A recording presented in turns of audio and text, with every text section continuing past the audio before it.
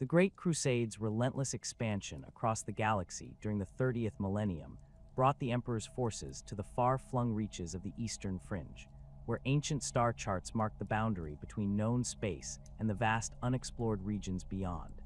Among these distant territories lay the Damocles Gulf, a sprawling region of space that would eventually become one of the most strategically significant areas in the eastern sectors of the Imperium. The initial Imperial expeditions into the Damocles Gulf region were spearheaded by the 13th Expeditionary Fleet, supported by elements of various Space Marine legions, whose primary mission focused on rapid territorial acquisition rather than detailed planetary surveys. These early reconnaissance forces encountered a patchwork of human worlds that had survived the Age of Strife through various means. Some had maintained basic technological capabilities, others had regressed to feudal societies, and a few had developed unique cultural adaptations to their isolated circumstances. The strategic value of the Damocles Gulf became apparent to Imperial strategists almost immediately upon the region's discovery. The Gulf's position created a natural corridor between the established Imperial territories of the Eastern Fringe and the uncharted expanses that stretched toward the galactic rim. This geographical advantage meant that any force controlling the Gulf could effectively monitor and regulate access to vast unexplored regions, while simultaneously protecting the established Imperial worlds from potential threats emerging from the galactic edge. Imperial Navy cartographers identified several key stellar phenomena that enhanced the region's strategic importance. The presence of stable warp currents flowing through the Gulf created relatively predictable travel routes for Imperial fleets, while the density of habitable worlds provided numerous potential staging points for further expansion efforts. The region's stellar geography also offered natural defensive positions, with several nebulae and asteroid fields that could serve as obstacles to hostile forces or concealment for Imperial assets. The colonization efforts that followed the initial military conquest reflected the Imperium's systematic approach to territorial integration. Imperial administrators arrived aboard massive colony ships, accompanied by Adeptus Mechanicus survey teams, whose responsibility involved cataloging each world's resources and technological potential. These early assessments would prove crucial in determining which planets received priority for development and which would serve specific roles within the emerging regional infrastructure. Pavanus emerged as one of the most significant Imperial acquisitions during this period.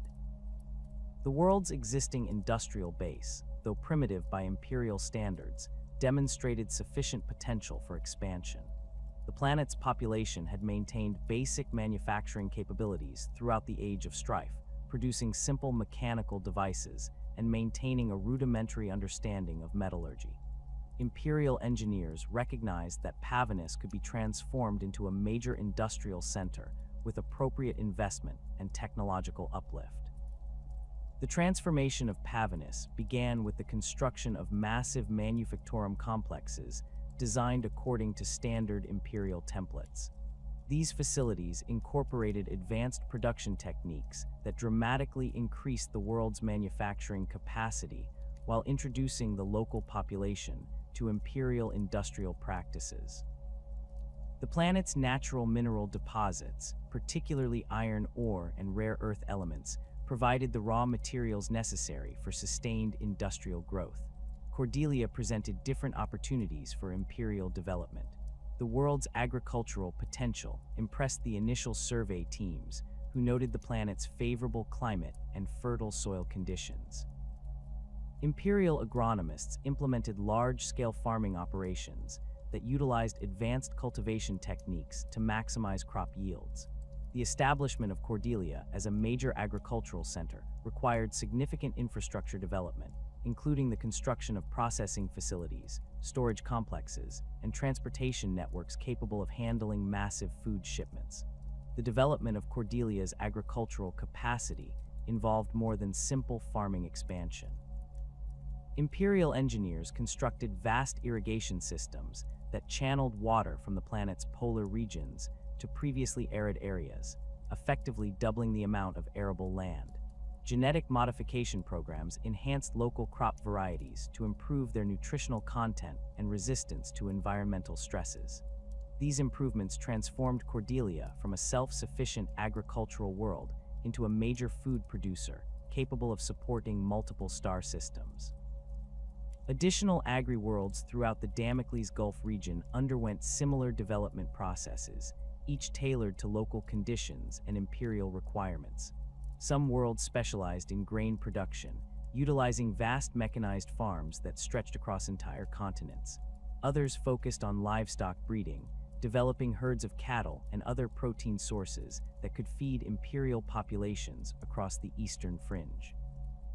The coordination of these agricultural efforts required sophisticated logistical planning to ensure consistent food supplies reached their intended destinations. The establishment of reliable supply lines between these newly developed worlds represented one of the Great Crusade's most significant logistical achievements in the Eastern Fringe. Imperial Navy vessels regularly traversed established routes between agricultural centers and industrial worlds, carrying raw materials in one direction and finished goods in the other.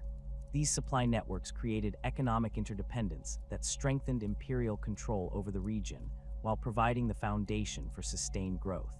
Imperial military planners recognized that the Damocles Gulf's strategic value required appropriate defensive measures. The construction of orbital defense platforms around key worlds provided protection against potential threats, while demonstrating imperial commitment to the region's long-term security. These installations incorporated advanced sensor arrays capable of detecting approaching vessels at extreme ranges, giving imperial forces adequate warning of potential hostile activity. The integration of local populations into imperial society proceeded according to established protocols developed during earlier phases of the Great Crusade. Imperial administrators worked to identify existing power structures that could be adapted to serve imperial interests while eliminating those that posed potential threats to imperial authority. This process often involved lengthy negotiations with local leaders who possessed sufficient influence to facilitate smooth transitions to imperial rule. Educational programs introduced imperial citizens throughout the Damocles Gulf to basic imperial doctrine and technological concepts. These initiatives served multiple purposes. They created a more productive workforce capable of operating imperial equipment, established cultural connections between local populations and the broader Imperium, and identified individuals with potential for advancement within imperial hierarchies. The success of these programs varied significantly between different worlds, depending on local cultural factors and the effectiveness of imperial administrators. The Horus Heresy's outbreak during the early 31st millennium fundamentally altered the strategic situation throughout the Eastern Fringe, including the Damocles Gulf region. The massive civil war that engulfed the Imperium diverted military resources away from frontier regions, as Space Marine legions and Imperial Army units were recalled to participate in the conflict closer to Terra. This redeployment left many Eastern Fringe worlds with significantly reduced defensive capabilities at a time when their strategic importance was becoming increasingly apparent. Communication disruptions caused by the heresy created additional challenges for Imperial forces in the Damocles Gulf. The warp storms that accompanied the conflict interfered with astropathic communications, making coordination between different worlds extremely difficult. Local Imperial commanders found themselves operating with limited information about broader strategic developments, forcing them to make crucial decisions based on incomplete intelligence about the heresy's progress.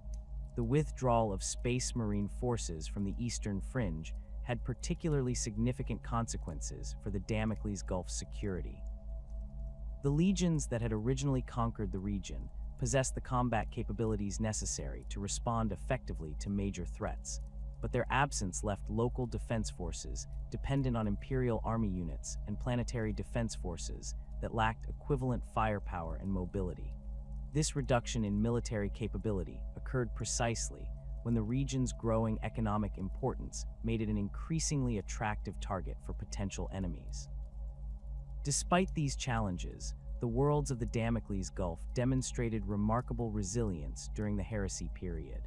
The industrial and agricultural infrastructure established during the Great Crusade continued operating with minimal disruption, providing essential supplies to imperial forces engaged in the broader conflict.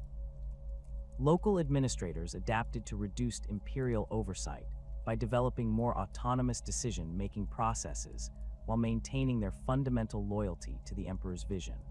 The aftermath of the Horus Heresy ushered in a period of relative isolation for the Damocles Gulf region that would persist for several millennia.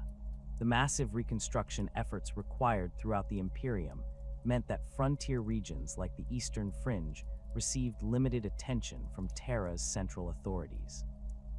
This isolation forced local imperial forces to develop greater self-reliance while maintaining their defensive responsibilities with reduced external support. During this extended period of limited contact with the Imperium's core territories, the worlds of the Damocles Gulf evolved distinct characteristics that reflected their unique circumstances. Industrial worlds like Pavinus developed specialized manufacturing techniques adapted to local resource availability and reduced access to advanced imperial technology. Agricultural worlds refined their production methods to maximize efficiency while maintaining the quality standards necessary to support regional populations. The gradual development of regional trade networks compensated partially for the reduced connection to broader imperial commerce. These local economic relationships created prosperity that sustained the region's population while generating the resources necessary for continued defensive preparations. The success of these regional networks demonstrated the fundamental soundness of the imperial colonization strategy, even under adverse circumstances. The emergence of the T'au Empire during the 35th millennium marked the beginning of a new chapter in the Eastern Fringe's turbulent history, though imperial forces would not immediately recognize the significance of this development. The species that would eventually challenge imperial dominance across multiple sectors began their expansion from their homeworld of T'au, located in a region of space that imperial cartographers had previously dismissed as containing only primitive civilizations unworthy of immediate attention. The T'au's rapid technological advancement during their period of isolation represented an unprecedented phenomenon in the galaxy's recorded history. While most species required millennia to develop interstellar travel capabilities, the T'au achieved this milestone through a combination of natural ingenuity and what their records describe as guidance from the ethereal caste. Their early expansion efforts focused on nearby star systems within their local stellar cluster, establishing colonies that would eventually form the foundation of their sept-based civilization. The first sphere expansion began approximately 3,000 years after the T'au's initial unification under ethereal leadership. This coordinated expansion effort differed fundamentally from typical imperial conquest patterns, emphasizing negotiation and technological integration rather than pure military subjugation. T'au expansion fleets carried advanced terraforming equipment alongside their military forces, enabling them to establish self-sufficient colonies on worlds that other species might consider marginally habitable. T'au colonization techniques incorporated sophisticated environmental modification systems that could transform planetary atmospheres and surface conditions within decades rather than centuries. These capabilities allowed them to establish viable settlements on worlds throughout their expansion zone, creating a network of interconnected sept worlds that shared resources and technological innovations. The efficiency of this expansion process enabled the T'au to claim territory at a rate that would have required massive imperial fleet deployments to match. The establishment of major sept worlds during this period created the foundation for sustained T'au expansion toward imperial territory. Viorla emerged as a crucial military production center, specializing in the manufacture of advanced battlesuits and weapon systems that would later prove highly effective against imperial forces. The sept's industrial capacity focused on precision engineering and advanced materials science, producing equipment that incorporated technological principles unfamiliar to Imperial observers. Daleth developed into the T'au Empire's primary commercial hub, coordinating trade relationships between different Sept worlds while managing diplomatic contacts with alien species encountered during expansion efforts. The Sept's location at the intersection of several major trade routes made it an ideal center for economic coordination, while its advanced communication systems enabled real-time coordination between distant T'au colonies. Borken established itself as the T'au Empire's foremost center for scientific research and technological development. The Sept's research facilities focused on advancing T'au understanding of physics, engineering, and xenobiology, producing innovations that enhanced their military capabilities while improving their colonization techniques. The concentration of scientific expertise on Borken created a knowledge base that accelerated T'au technological development across all sectors. The T'au's approach to incorporating alien species into their expanding empire represented a significant departure from Imperial doctrine regarding Xeno's contact. Rather than exterminating encountered alien civilizations, T'au expansion forces offered membership in what they termed the greater good, a philosophical framework that promised mutual benefit through cooperation. This strategy proved remarkably effective in securing the allegiance of species that might otherwise have resisted T'au expansion. The Kroot represented the most significant early addition to T'au military capabilities. These avian warriors possessed natural combat abilities that complemented T'au technological advantages, while their unique evolutionary adaptations made them valuable scouts and infiltrators. The integration of Kroot forces into T'au military doctrine created combined arms capabilities that Imperial forces had not previously encountered, leading to tactical confusion during early engagements. Vespid auxiliaries provided the T'au with specialized capabilities for operations in challenging environmental conditions. Their natural flight abilities and resistance to extreme temperatures made them ideal for reconnaissance missions and operations on hostile worlds. The incorporation of Vespid units into T'au forces demonstrated their willingness to adapt their military doctrine to incorporate the unique strengths of allied species. The gradual expansion of T'au territory toward Imperial space occurred over several centuries, with individual Sept worlds establishing outposts and research stations that slowly pushed the boundaries of T'au-controlled space closer to established Imperial territories. This expansion proceeded carefully, with T'au forces conducting extensive reconnaissance before establishing permanent settlements. Their cautious approach reflected both tactical prudence and their desire to avoid premature confrontation with the Imperium. Imperial detection of T'au expansion activities initially occurred through routine patrol missions conducted by Imperial Navy vessels operating along the Eastern Fringe's outer boundaries. These early encounters typically involved Imperial ships investigating unusual sensor readings or responding to distress signals from merchant vessels that had encountered T'au forces. The sporadic nature of these contacts meant that Imperial commanders initially dismissed them as isolated incidents rather than evidence of systematic expansion by an organized alien empire. The first documented Imperial T'au engagement occurred when an Imperial Navy patrol squadron encountered a T'au exploration fleet near the outer edge of the Damocles Gulf region. The Imperial vessels, expecting to find pirates or raiders, instead confronted advanced alien warships equipped with weapons technology that Imperial sensors could not immediately classify. The T'au vessels demonstrated maneuverability and firepower that exceeded Imperial expectations for alien craft, while their coordinated tactics suggested military doctrine comparable to Imperial standards. Imperial commanders who participated in these early encounters filed reports describing alien vessels that utilized energy weapons of unknown design and demonstrated unusual tactical flexibility. The T'au ships appeared capable of rapid course changes that should have been impossible given their apparent mass, while their weapons produced energy signatures that Imperial technical specialists could not match to any known technology. These reports created confusion within Imperial command structures, as the described capabilities seemed inconsistent with typical Xeno's technological limitations. The appearance of T'au ground forces during planetary engagements further complicated Imperial understanding of their new adversaries. Imperial Guard units expecting to face typical alien raiders instead encountered disciplined formations, equipped with advanced battle suits, and supported by alien auxiliaries whose capabilities defied easy categorization. The combination of T'au technology and alien auxiliary forces created tactical challenges that Imperial commanders had not previously encountered.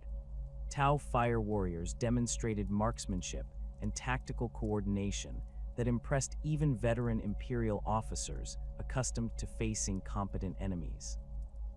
Their pulse rifles produced casualties at ranges that exceeded most Imperial small arms, while their ability to coordinate fire support with battlesuit units created overlapping fields of fire that proved difficult for Imperial forces to penetrate. The disciplined nature of T'au infantry formations contrasted sharply with the chaotic combat styles typically associated with Xeno's forces. The deployment of crisis battlesuits in combat revealed T'au technological capabilities that Imperial forces struggled to counter effectively. These advanced combat systems combine the mobility of jump infantry with the firepower of light vehicles, enabling T'au forces to engage Imperial units from unexpected angles while maintaining the flexibility to withdraw before effective countermeasures could be implemented. The battlesuit's sophisticated targeting systems and diverse weapon loadouts made them adaptable to various tactical situations. Imperial intelligence services initially struggled to develop accurate assessments of T'au capabilities due to the limited nature of early contacts and the unusual characteristics of T'au technology. Standard Imperial analysis procedures, designed to evaluate threats based on established technological paradigms, proved inadequate for understanding T'au equipment that operated according to different scientific principles.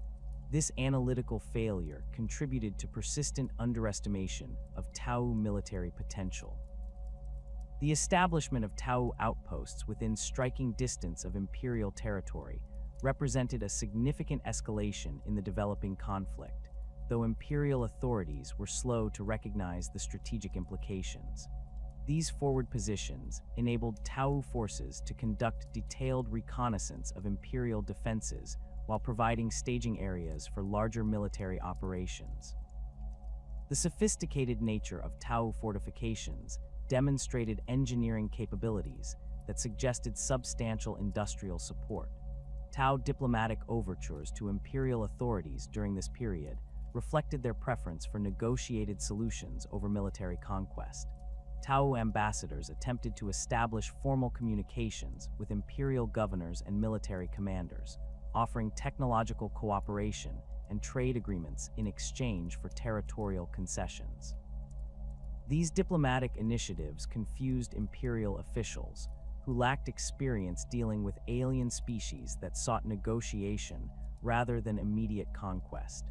The Imperial Administratum's response to reports of T'au expansion demonstrated the bureaucratic inefficiencies that often hampered Imperial decision-making processes. Initial reports of alien activity in the Eastern Fringe became lost in administrative channels, delayed by competing priorities and jurisdictional disputes between different Imperial agencies. The time required for proper threat assessment allowed T'au forces to consolidate their positions and expand their territorial holdings without facing coordinated Imperial resistance. Regional Imperial commanders found themselves operating without clear guidance from higher authorities regarding appropriate responses to T'au expansion.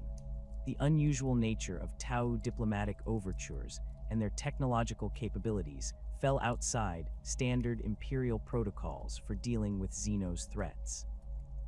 This uncertainty led to inconsistent Imperial responses that ranged from aggressive military action to cautious diplomatic engagement, depending on individual commanders' interpretations of their orders. The growing tension along contested borders reflected the fundamental incompatibility between Imperial and T'au expansion philosophies. Imperial doctrine demanded the complete subjugation or elimination of alien species, while T'au philosophy emphasized cooperation and mutual benefit. These irreconcilable worldviews made peaceful coexistence impossible, despite T'au attempts to find diplomatic solutions to territorial disputes.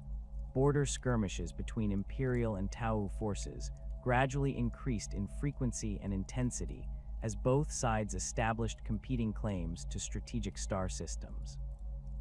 These engagements typically involved patrol vessels and reconnaissance units rather than major fleet actions, but they provided both sides with valuable intelligence about their opponent's capabilities and intentions. The escalating nature of these conflicts made larger confrontations increasingly inevitable. The sporadic border conflicts that had characterized early Imperial T'au contact evolved into systematic confrontations as the 41st millennium progressed, with T'au's second sphere expansion forces demonstrating increasingly aggressive territorial ambitions. Imperial patrol squadrons operating along the Eastern Fringe began encountering T'au fleets conducting what appeared to be coordinated reconnaissance missions deep within established Imperial space. These incursions extended far beyond the contested border regions, suggesting that T'au expansion efforts had entered a new phase of strategic planning and territorial acquisition. The scale of T'au military operations during this period exceeded all previous estimates of their capabilities. Imperial Navy captains reported encounters with T'au fleets comprising dozens of vessels, including massive explorer-class ships that dwarfed typical T'au patrol craft. These formations operated with precision that indicated sophisticated command and control systems, while their ability to coordinate simultaneous operations across multiple star systems demonstrated logistical capabilities that Imperial analysts had not anticipated. The appearance of these large-scale T'au forces marked a fundamental shift from opportunistic expansion to systematic conquest. T'au ground forces accompanying these naval expeditions displayed equipment and tactics that represented significant advances over their earlier capabilities. Imperial Guard units defending border worlds encountered T'au fire warrior cadres equipped with improved pulse rifles that demonstrated enhanced range and stopping power. The aliens supporting battlesuit formations incorporated new weapon systems that Imperial technical specialists struggled to classify, while their coordination with auxiliary forces had evolved into seamless combined arms operations that maximized the effectiveness of each component. The loss of the mining world Cronus to T'au forces provided Imperial commanders with their first comprehensive demonstration of T'au siege capabilities. The planet's orbital defenses, consisting of standard Imperial defense platforms and a modest patrol squadron, proved inadequate against the concentrated firepower of a T'au hunter cadre supported by aircast bomber formations. T'au forces systematically eliminated each defensive installation through precise targeting, demonstrating tactical patience that contrasted sharply with the aggressive assault tactics typically employed by other Xeno species. The planetary assault that followed revealed sophisticated T'au planning and execution. Rather than launching immediate ground attacks, T'au forces established orbital supremacy before deploying reconnaissance drones that mapped Imperial defensive positions with unprecedented accuracy. This intelligence-gathering phase enabled T'au commanders to identify weak points in Imperial fortifications while avoiding heavily defended areas that would have required costly frontal assaults. The methodical nature of this approach reflected military doctrine that prioritized efficiency over speed. T'au ground operations on Cronus incorporated technological capabilities that Imperial defenders had not previously encountered. Earthcast engineering teams deployed advanced construction equipment that enabled rapid fortification of captured positions, while their ability to establish supply lines under combat conditions demonstrated logistical sophistication that exceeded typical alien capabilities. The integration of crew tracking specialists and Vespid assault troops created tactical flexibility that Imperial forces struggled to counter effectively. The fall of Cronus occurred within 6 standard Terran months, a remarkably short timeframe for the conquest of a fortified Imperial world.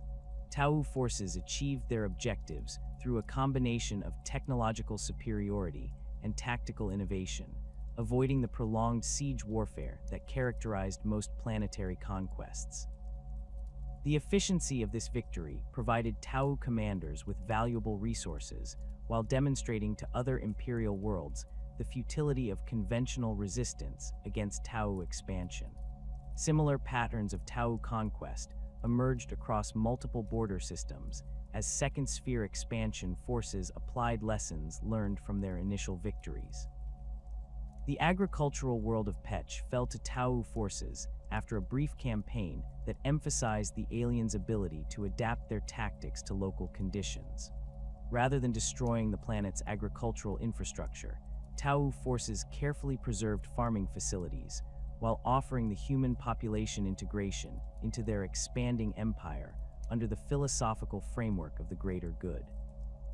The T'au approach to conquered populations represented a significant departure from typical Xenos behavior patterns that Imperial doctrine had established. Instead of enslaving or exterminating human civilians, T'au administrators offered continued employment in agricultural and industrial sectors under alien supervision. This policy created confusion among Imperial authorities, who lacked established procedures for responding to alien conquest that did not involve immediate population genocide or enslavement. Human auxiliaries serving alongside T'au forces provided Imperial intelligence services with disturbing evidence of successful alien integration policies. Captured Imperial citizens described treatment that contrasted favorably with conditions on many Imperial worlds, including access to advanced medical care and educational opportunities that exceeded what most Imperial citizens could expect. These reports created propaganda challenges for Imperial authorities attempting to maintain morale among populations threatened by T'au expansion. The technological superiority demonstrated by T'au forces during these conquests extended beyond military equipment to encompass civilian infrastructure improvements. T'au Earthcast engineers rapidly upgraded industrial facilities on conquered worlds, implementing production techniques that increased efficiency while reducing environmental impact. These improvements provided tangible benefits to local populations while demonstrating T'au capabilities that Imperial technology could not easily match. Astropathic communications from threatened border regions began reaching Terra with increasing frequency as Imperial commanders recognized the scope of the developing crisis. These messages described alien forces equipped with weapons that operated on unfamiliar principles, supported by sophisticated logistics networks that enabled sustained operations far from established bases. The consistency of these reports across multiple sectors indicated that Imperial forces faced a coordinated expansion effort rather than isolated alien raids. The descriptions of T'au technology contained in these communications caused significant concern among Adeptus Mechanicus technical specialists responsible for threat assessment. Imperial weapons experts struggled to understand energy signatures produced by T'au pulse weapons, while their analysis of captured battlesuit components revealed manufacturing techniques that appeared to violate established principles of Imperial engineering. The aliens' ability to produce equipment that exceeded Imperial performance standards while utilizing apparently inferior industrial capacity suggested technological paradigms that challenged fundamental Imperial assumptions. Reports of human auxiliaries fighting alongside T'au forces created particular alarm among Imperial authorities on Terra. The concept of Imperial citizens voluntarily serving alien masters contradicted basic Imperial doctrine regarding human superiority and Xenos corruption. These accounts suggested that T'au influence extended beyond military conquest to encompass ideological conversion, raising concerns about the aliens' ability to undermine Imperial authority through non-military means.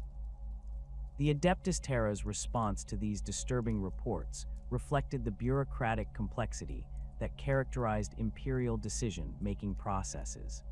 Initial assessments dismissed early accounts of T'au capabilities as exaggerated battlefield reports, while competing Imperial agencies disputed jurisdiction over the developing crisis. The time required for proper evaluation and authorization delayed effective Imperial response, allowing T'au forces to consolidate their territorial gains while preparing for expanded operations. The Adeptus Munitorum's analysis of resource requirements for countering T'au expansion revealed the massive scale of military commitment that would be necessary to halt alien advances. Standard Imperial doctrine for xenosuppression assumed technological superiority that would enable relatively small Imperial forces to defeat much larger alien armies. The reports from the Eastern Fringe suggested that this assumption no longer applied, requiring fundamental revision of Imperial strategic planning. Military advisors within the Segmentum Solar recognized that conventional Imperial Guard deployments would prove insufficient against T'au forces equipped with advanced technology and supported by sophisticated logistics networks. The aliens' demonstrated ability to coordinate multi-system operations while maintaining supply lines across vast distances indicated military capabilities that required responses beyond typical xenosuppression campaigns. The scale of force deployment necessary to counter T'au expansion approached the levels typically reserved for major Imperial crusades. The authorization of a full-scale crusade against T'au forces represented a significant escalation in Imperial commitment to the Eastern Fringe. This decision required approval from the highest levels of Imperial authority, involving consultations between the Adeptus Terra, Segmentum command structures, and various Imperial agencies responsible for military coordination.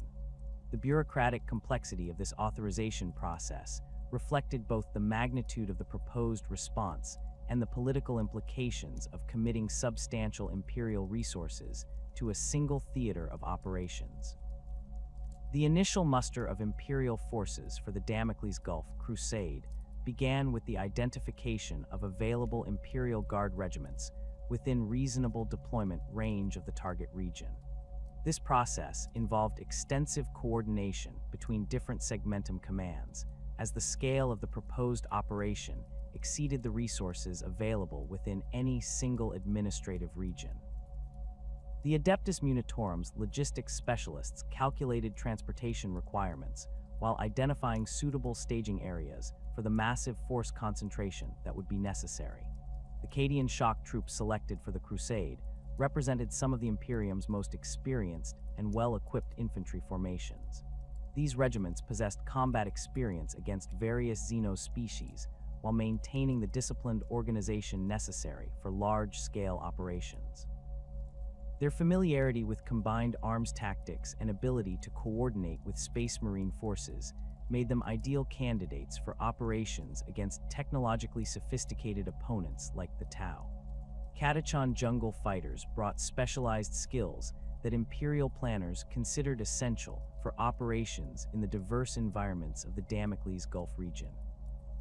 Their expertise in reconnaissance and unconventional warfare provided capabilities that complemented the more conventional strengths of line infantry regiments. The Catachans' experience operating in hostile environments without extensive logistical support made them valuable assets for extended operations in contested territory.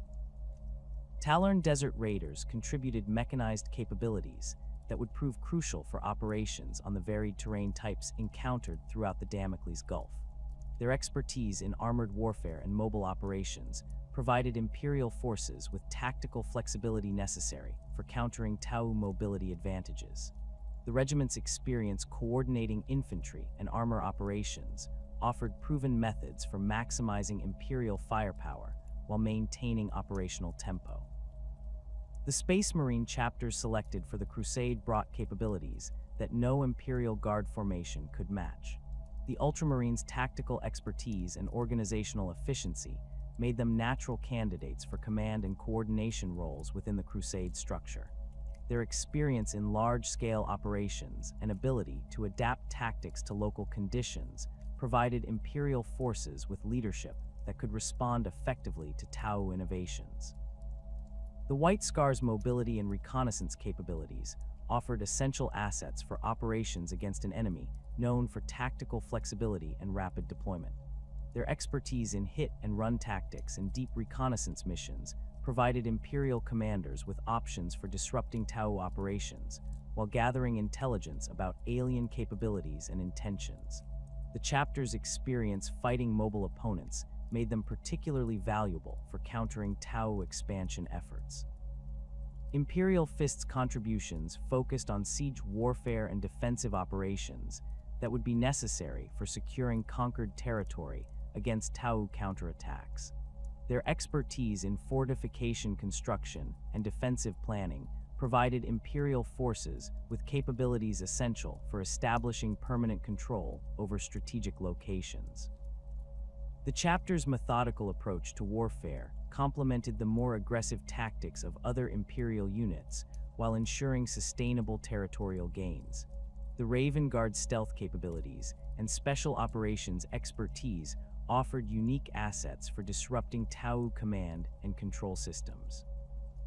Their ability to conduct covert reconnaissance and targeted strikes against key enemy installations provided Imperial commanders with options for degrading T'au capabilities without direct confrontation. The chapter's experience in unconventional warfare made them ideal for operations behind enemy lines. The logistical requirements for supporting this massive force concentration exceeded anything previously attempted in the Eastern Fringe. Imperial Navy transport fleets began assembling at staging points throughout the Segmentum Solar, while supply depots accumulated the vast quantities of ammunition, fuel, and equipment necessary for sustained operations. The coordination required for this logistical effort involved multiple Imperial agencies working together on an unprecedented scale. The selection of the Damocles Gulf as the primary theater of operations reflected both strategic necessity and practical considerations. The region's position between established Imperial territory and expanding T'au forces made it the natural focus for decisive confrontation, while its existing Imperial infrastructure provided bases for the massive logistical effort that would be required. The concentration of strategically important worlds within the Gulf created clear objectives for Imperial forces, while offering T'au defenders positions they could not afford to abandon. Intelligence gathering efforts intensified as Imperial forces prepared for deployment, with reconnaissance missions attempting to provide accurate assessments of T'au defensive preparations and military capabilities.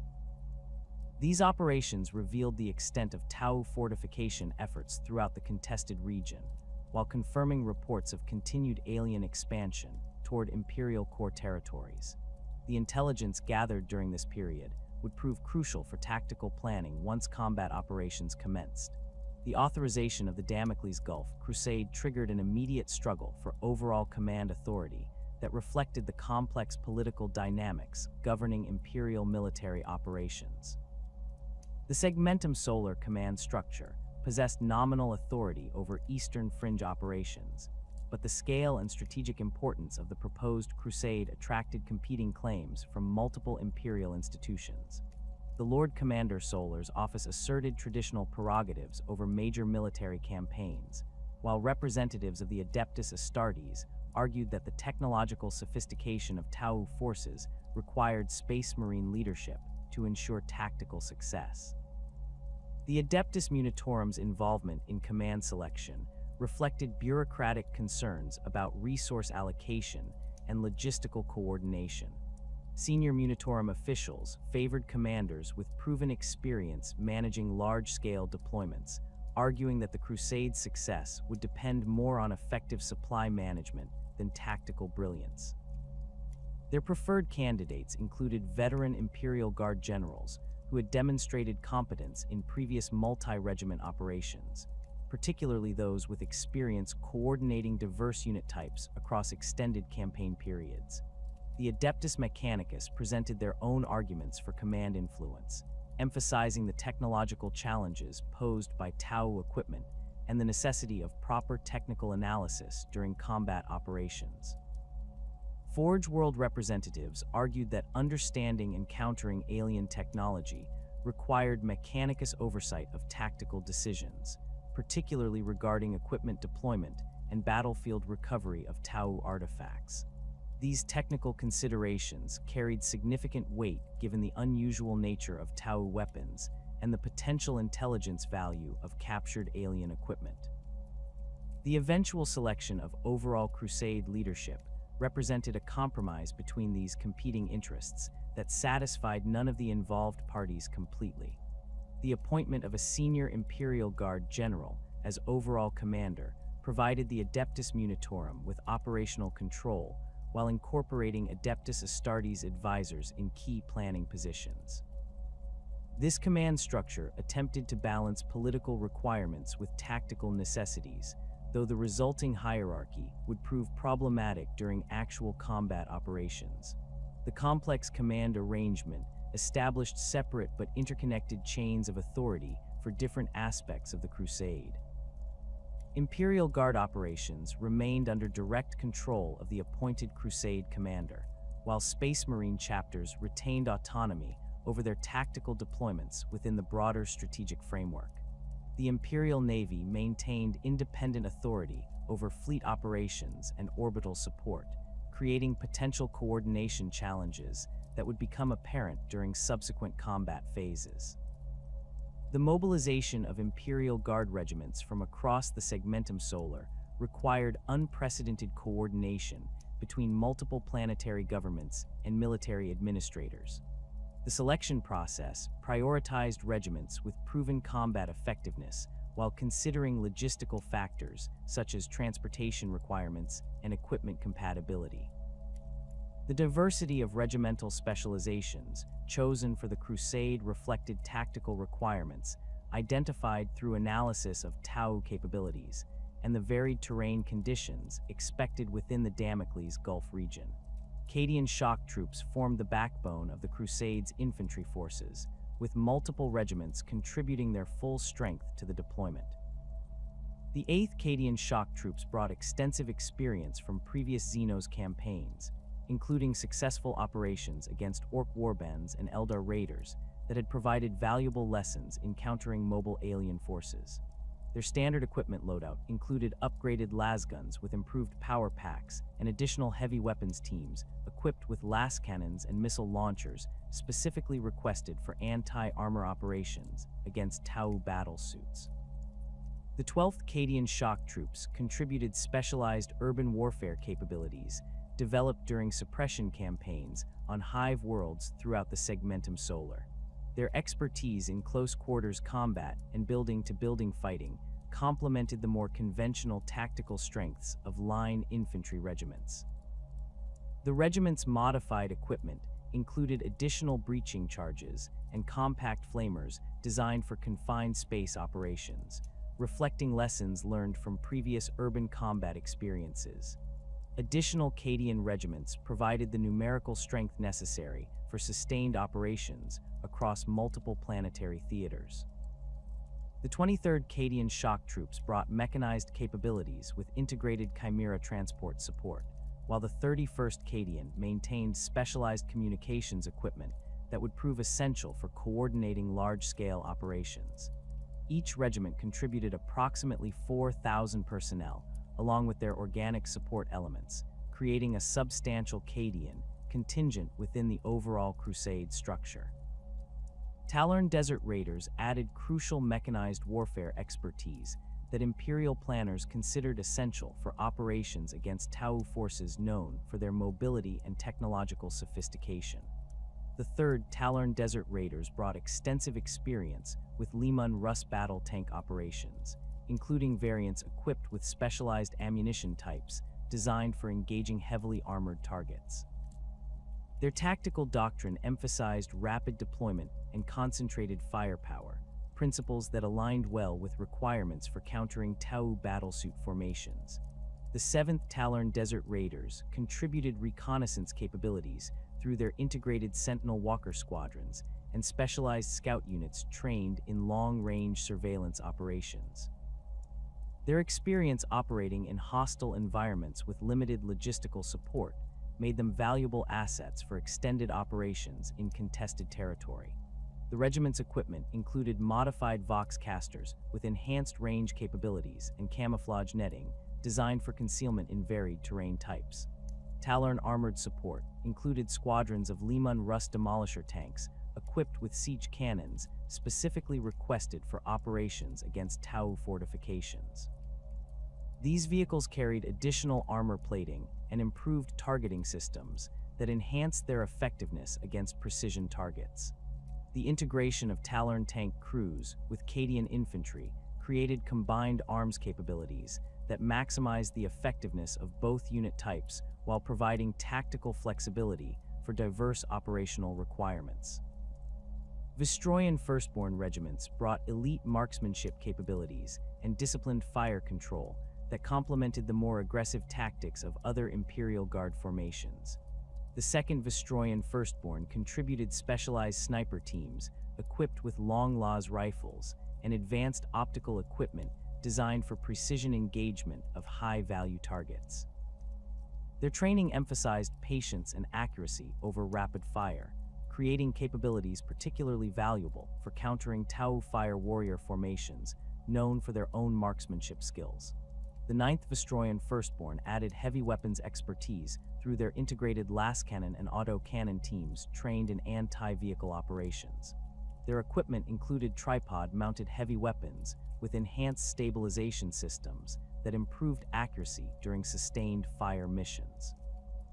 The regiment's tactical doctrine emphasized coordinated fire support and defensive positioning, principles that would prove valuable for establishing fire bases in contested territory. Vistroyan artillery support included batteries of Basilisk self-propelled guns equipped with a variety of ammunition types designed for different tactical situations.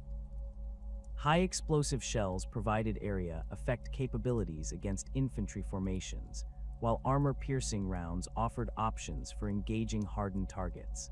The artillery crews received specialized training in indirect fire coordination and target acquisition techniques that enhanced their effectiveness in supporting infantry operations. Catachan jungle fighters contributed unconventional warfare capabilities that provided Imperial forces with tactical options unavailable through conventional military formations. The 3rd Catachan jungle fighters brought extensive experience in reconnaissance and infiltration operations, including specialized equipment for covert surveillance and sabotage missions. Their expertise in operating behind enemy lines created opportunities for disrupting T'au supply networks and gathering intelligence about alien defensive preparations. The 8th Catachan jungle fighters added close combat specialists trained in knife fighting and hand-to-hand combat techniques that could prove valuable in confined spaces where ranged weapons became less effective. Their equipment included combat knives, frag grenades, and compact shotguns designed for maximum effectiveness at close range. The regiment's aggressive combat style contrasted with the more methodical approaches of other Imperial Guard formations while providing complementary capabilities. Catachan Special Operations teams received additional equipment including demolition charges, climbing gear, and specialized communications equipment for coordination with conventional forces. Their training emphasized independent operation and tactical flexibility, enabling them to adapt quickly to changing battlefield conditions. These capabilities made them particularly valuable for operations against technologically sophisticated opponents who might attempt to counter conventional Imperial tactics. Space Marine chapter commitments to the Damocles Gulf Crusade reflected both strategic requirements and political considerations within the Adeptus Astartes. The selection of participating chapters considered their tactical specializations alongside availability and previous experience with Xeno's opponents. The diversity of chapter capabilities represented in the Crusade force provided Imperial commanders with tactical options for addressing various operational challenges expected during the campaign. Ultramarines' contributions centered on their second company, commanded by Captain T'au Crisis, whose tactical expertise and leadership experience made him a natural choice for coordinating Space Marine operations within the broader Crusade structure. The company brought full strength of 100 battle brothers organized into tactical, assault, and devastator squads equipped with standard Astartes weaponry, enhanced with additional anti-armor capabilities. Their Rhino transports received upgraded armor plating and improved communication systems for enhanced battlefield coordination. The Ultramarines' tactical doctrine emphasized flexibility and adaptive planning, principles that aligned well with requirements for countering T'au innovations and technological advantages. Their experience in large-scale operations provided valuable expertise for coordinating with Imperial Guard formations while maintaining the independent operational capabilities that characterize Space Marine deployments. The chapter's methodical approach to warfare complemented the more aggressive styles of other participating chapters. Ultramarine support elements included Techmarine specialists equipped for battlefield recovery and analysis of T'au technology. These technical experts brought specialized equipment for examining alien artifacts and assessing technological capabilities that could influence tactical planning. Their expertise in Imperial technology also provided maintenance capabilities essential for sustaining Space Marine equipment during extended operations far from chapter facilities. White Scar's participation focused on their third company's mobility and reconnaissance capabilities, which offered essential assets for operations against an enemy known for tactical flexibility and rapid deployment. The company's bike squadrons and land speeder formations provided Imperial forces with fast-moving reconnaissance and strike capabilities that could match T'au mobility while delivering concentrated firepower against selected targets. Their equipment included additional fuel supplies and maintenance gear necessary for sustained high-mobility operations. The White Scar's tactical specialization in hit and run warfare created opportunities for disrupting T'au operations through rapid strikes against supply lines and command facilities. Their experience fighting mobile opponents provided valuable insights into countering enemy mobility advantages while maximizing the effectiveness of limited Imperial resources. The chapter's aggressive combat style emphasized speed and surprise over sustained engagement, principles that complemented other Imperial tactical approaches. White Scar's reconnaissance capabilities included specialized communications equipment for coordinating with Imperial Guard formations and providing real-time intelligence about enemy movements and defensive preparations. Their scouts received additional training in operating behind enemy lines and identifying high-value targets for subsequent strike missions. These capabilities made them particularly valuable for gathering intelligence about T'au capabilities and intentions during the initial phases of combat operations. Raven Guard contributions emphasized stealth and special operations capabilities that provided Imperial forces with options for covert operations against T'au command and control systems. The chapter's 6th company brought specialized equipment for infiltration missions, including modified power armor with enhanced stealth capabilities and silenced weapons designed for covert elimination of key targets. Their expertise in unconventional warfare offered tactical options unavailable through conventional military approaches. The Raven Guard's tactical doctrine emphasized precision strikes and targeted elimination of enemy leadership, principles that could prove particularly effective against T'au forces dependent on coordinated command structures. Their experience in covert operations provided capabilities for gathering intelligence and conducting sabotage missions that could degrade enemy effectiveness without direct confrontation. The chapter's methodical approach to special operations complemented the more conventional capabilities of other participating formations. Raven Guard support included specialized communications equipment for coordinating covert operations with conventional forces while maintaining operational security. Their scouts received additional training in long-range reconnaissance and target identification techniques that enhanced their effectiveness in gathering intelligence about enemy capabilities and defensive preparations. These capabilities made them valuable assets for planning subsequent operations and identifying opportunities for tactical advantage. The logistical preparations required for supporting the Damocles Gulf Crusade exceeded anything previously attempted in the Eastern Fringe, requiring coordination between multiple Imperial agencies and unprecedented resource allocation. The Imperial Navy's Transport Command assembled massive convoy fleets capable of moving entire regiments, along with their equipment and supplies across the vast distances separating staging areas from operational theaters. The scale of this transportation effort required vessels from multiple fleet commands and careful scheduling to avoid overwhelming individual transport hubs. Imperial Navy fleet assignments included escort squadrons equipped with enhanced sensor arrays and long-range communications equipment for maintaining contact with scattered convoy elements during transit. The escort's primary mission involved protecting transport vessels from potential T'au interdiction while providing early warning of enemy fleet movements.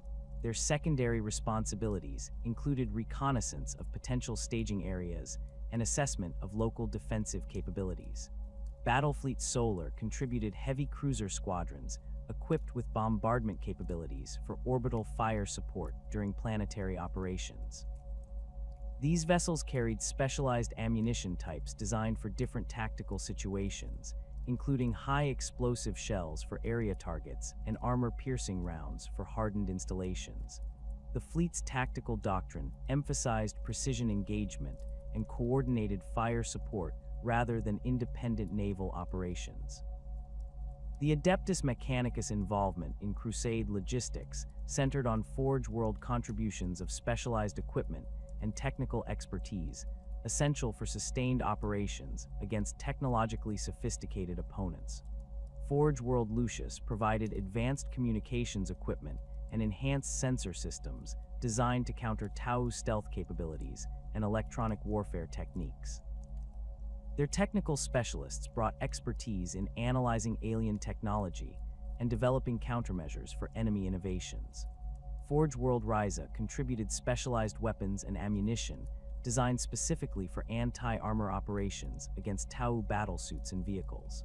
Their plasma weapons and melta-charges offered enhanced penetration capabilities, while their technical experts provided maintenance support for complex Imperial equipment during extended operations. The Forge World's manufacturing capabilities also enabled rapid replacement of damaged equipment and adaptation of existing systems for new tactical requirements. The establishment of supply lines across the vast interstellar distances separating Imperial territory from operational theaters required sophisticated planning and unprecedented resource commitment. Supply depot construction began at strategic locations throughout the Eastern Fringe, with each facility designed to support specific aspects of the overall logistical network. Ammunition storage facilities incorporated security measures against potential T'au infiltration, while fuel depots included redundant systems for maintaining supply continuity despite enemy interdiction attempts. Forward supply bases received enhanced defensive installations, including orbital defense platforms and ground-based anti-aircraft systems designed to protect crucial logistical assets from T'au attack. These facilities incorporated advanced communications equipment for coordinating supply distribution while maintaining contact with rear-area logistics centers. The integration of multiple supply streams required careful scheduling and sophisticated inventory management to ensure adequate resources reached operational units when needed. The coordination of diverse Imperial agencies involved in Crusade preparation revealed both the strengths and limitations of Imperial administrative systems. While the Imperium possessed vast resources and organizational capabilities, the complexity of inter-agency coordination created potential bottlenecks and communication failures that could impact operational effectiveness. The success of the Damocles Gulf Crusade would depend not only on tactical performance, but also on the ability of Imperial logistics to sustain operations across unprecedented distances and timeframes. The deployment of the White Scars 3rd Company into the Damocles Gulf theater marked the beginning of the most successful phase of early Imperial operations against T'au expansion forces. Captain Corsaro Khan's tactical assessment of the operational environment identified numerous opportunities for exploiting the White Scars' traditional mobility advantages against T'au defensive positions that relied heavily on static fire bases and coordinated overlapping fields of fire. The chapter's reconnaissance elements had spent weeks conducting covert surveillance of T'au positions throughout the contested region, identifying supply routes and isolated outposts that could be targeted through rapid strike operations. The White Scars' first major operation targeted a T'au supply convoy traveling between the Sept world of K. Simeon and forward positions on the contested world of Black Thunder Mesa. Imperial intelligence had identified this route as crucial for maintaining T'au fire cast units deployed in advanced positions, carrying specialized ammunition for pulse weapons and replacement parts for battlesuit systems. The convoy consisted of 12 Devilfish transports escorted by 6 Hammerhead gunships, following a predictable schedule that enabled precise tactical planning. The ambush commenced at dawn as the T'au convoy entered a narrow canyon passage that restricted their maneuverability while providing concealment for attacking Imperial forces. White Scars bike squadrons positioned themselves on elevated terrain overlooking the convoy route, while land speeder formations took concealed positions at the canyon's exit point to prevent enemy withdrawal. The tactical coordination required split-second timing to ensure simultaneous engagement from multiple directions, while maintaining escape routes for Imperial forces.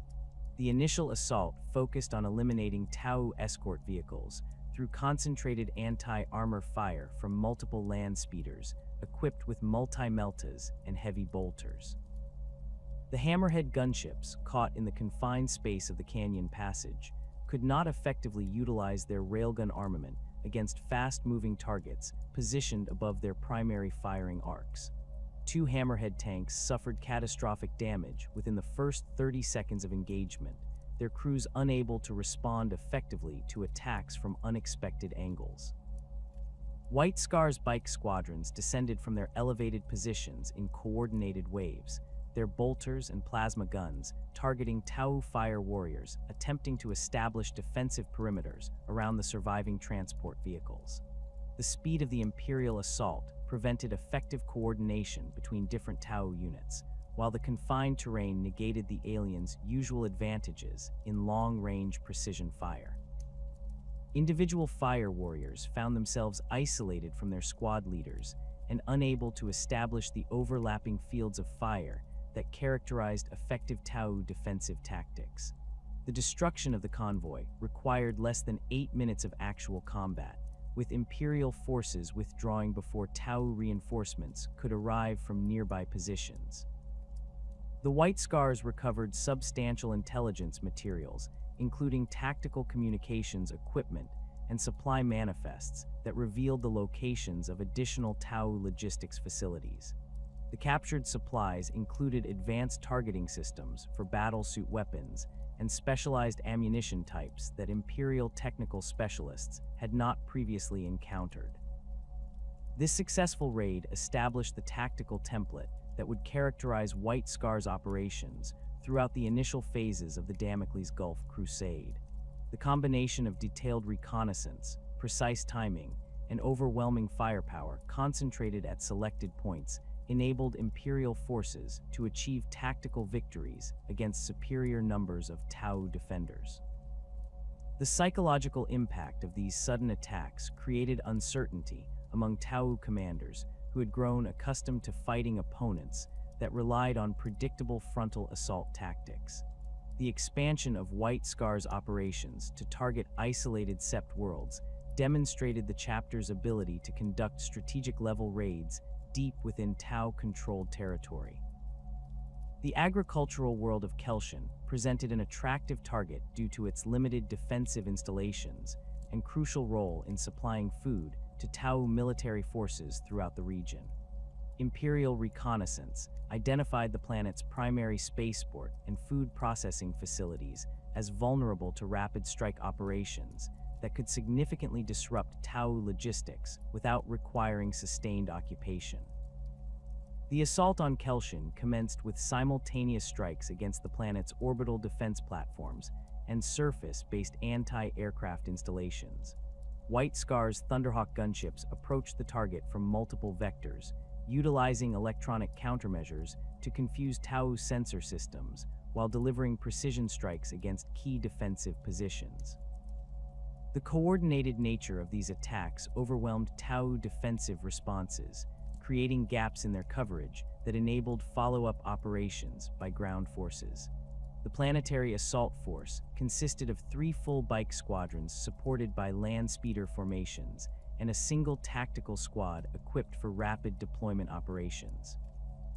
This relatively small force achieved tactical surprise through simultaneous attacks on widely separated targets, creating the impression of a much larger Imperial presence while preventing effective T'au coordination.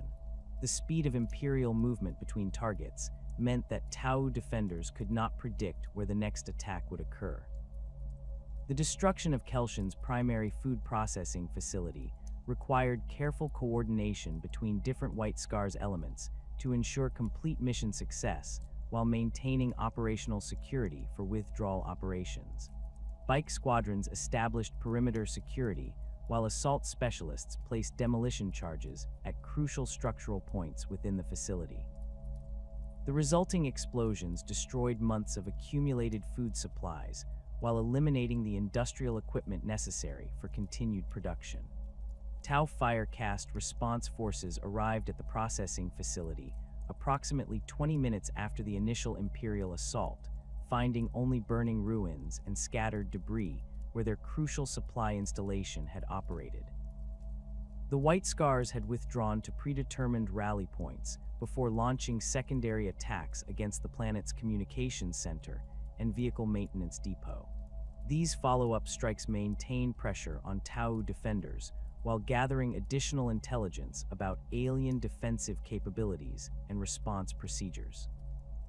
The psychological impact of the Kelshin raid extended far beyond its immediate tactical consequences, creating uncertainty among T'au commanders throughout the Damocles Gulf region about Imperial capabilities and intentions.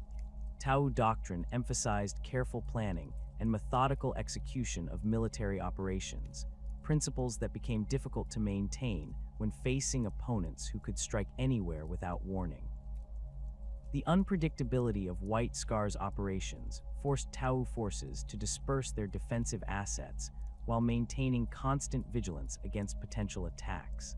Similar raids against other isolated T'au positions demonstrated the effectiveness of Imperial mobility against static defensive installations that relied on coordinated fire support and overlapping coverage zones. The mining world of Taros fell victim to White Scar strikes that targeted its ore processing facilities and transportation infrastructure, while the research station on Pavan suffered attacks that destroyed crucial experimental equipment and eliminated key technical personnel.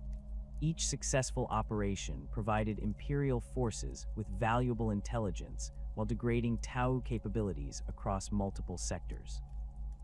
The cumulative effect of these raids began creating serious logistical problems for T'au forces attempting to maintain their expansion efforts while defending against unpredictable Imperial attacks. Supply convoys required increasingly heavy escorts that reduced the efficiency of T'au transportation networks, while the need to garrison previously secure facilities diverted military resources from offensive operations. The White Scars had successfully forced their opponents into a reactive posture that played to Imperial strengths while negating T'au technological advantages. The response of T'au Firecast commanders to these ongoing raids revealed both their tactical sophistication and the limitations imposed by their doctrinal approaches to warfare. Shassel Myen, commanding T'au forces in the contested Kelshin sector, implemented countermeasures that included increased patrol frequency and the establishment of rapid response forces equipped with crisis battlesuits capable of matching Imperial mobility. These defensive improvements reduced the effectiveness of subsequent White Scars operations, while demonstrating T'au adaptability to changing tactical conditions. The deployment of T'au Pathfinder teams equipped with advanced reconnaissance equipment created new challenges for White Scars operations that had previously relied on achieving complete tactical surprise. These specialized T'au units possessed sensor capabilities that could detect approaching Imperial forces at extended ranges, providing early warning that enabled defensive preparations. The presence of Pathfinder teams forced White Scars commanders to modify their operational procedures while developing new techniques for avoiding detection during approach phases. T'au technological advantages became increasingly apparent as their forces adapted to Imperial mobility tactics through the deployment of specialized equipment designed to counter fast-moving targets. The introduction of Skyray missile defense systems provided T'au positions with effective anti-aircraft capabilities that threatened Imperial land speeder formations, while improved communication systems enabled faster coordination between different defensive elements. These technological countermeasures began limiting the tactical options available to White Scars commanders. The evolution of T'au defensive tactics under ethereal guidance demonstrated their ability to learn from combat experience while maintaining doctrinal coherence across multiple operational theaters. Onal Kayan's strategic oversight ensured that lessons learned from encounters with White Scars forces were systematically incorporated into defensive planning throughout the Damocles Gulf region. This coordinated adaptation process enabled T'au forces to develop effective countermeasures while maintaining the tactical flexibility necessary for continued expansion operations. The limitations of the White Scars Lightning War approach became apparent as T'au forces implemented increasingly sophisticated defensive measures that reduced Imperial tactical advantages. The aliens' ability to coordinate multiple defensive systems through advanced communications networks created overlapping coverage zones that were difficult to penetrate without sustaining significant casualties. The technological superiority that enabled T'au forces to detect and engage fast-moving targets at extended ranges gradually eroded the element of surprise that had characterized early White Scars successes. The deployment of T'au aircast fighter formations, specifically tasked with countering Imperial mobility operations, marked a significant escalation in alien defensive capabilities. These Barracuda interceptors possessed speed and maneuverability that matched Imperial land speeders while carrying weapons systems designed for engaging fast-moving targets. The presence of dedicated air defense assets forced White Scars commanders to reconsider their operational approaches while developing new tactics for avoiding or defeating aerial opposition. The increasing effectiveness of T'au countermeasures gradually reduced the strategic impact of White Scars operations while highlighting the limitations of mobility-based tactics against technologically sophisticated opponents. The aliens' ability to adapt their defensive systems to counter specific Imperial approaches demonstrated the sophisticated command and control capabilities that enabled coordinated responses across multiple operational theaters. The success of these adaptations suggested that continued reliance on Lightning War tactics would yield diminishing returns as T'au forces developed more effective countermeasures. The strategic assessment conducted by Captain Corsaro Khan following several months of operations identified both the achievements and limitations of the White Scars Lightning War campaign. While Imperial forces had successfully disrupted T'au logistics and eliminated numerous isolated positions, the aliens' adaptive responses had begun negating many of the tactical advantages that had characterized early operations. The need for new approaches became apparent as T'au technological superiority and coordinated defensive measures reduced the effectiveness of traditional hit-and-run tactics. The lessons learned from White Scars operations provided valuable intelligence about T'au capabilities and defensive procedures that would influence subsequent Imperial tactical planning throughout the Damocles Gulf Crusade.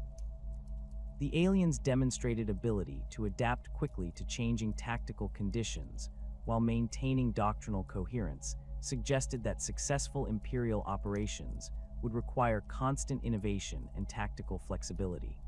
The psychological impact of Astartes' warfare had proven significant but temporary, as T'au commanders developed effective countermeasures through systematic analysis of Imperial operational patterns.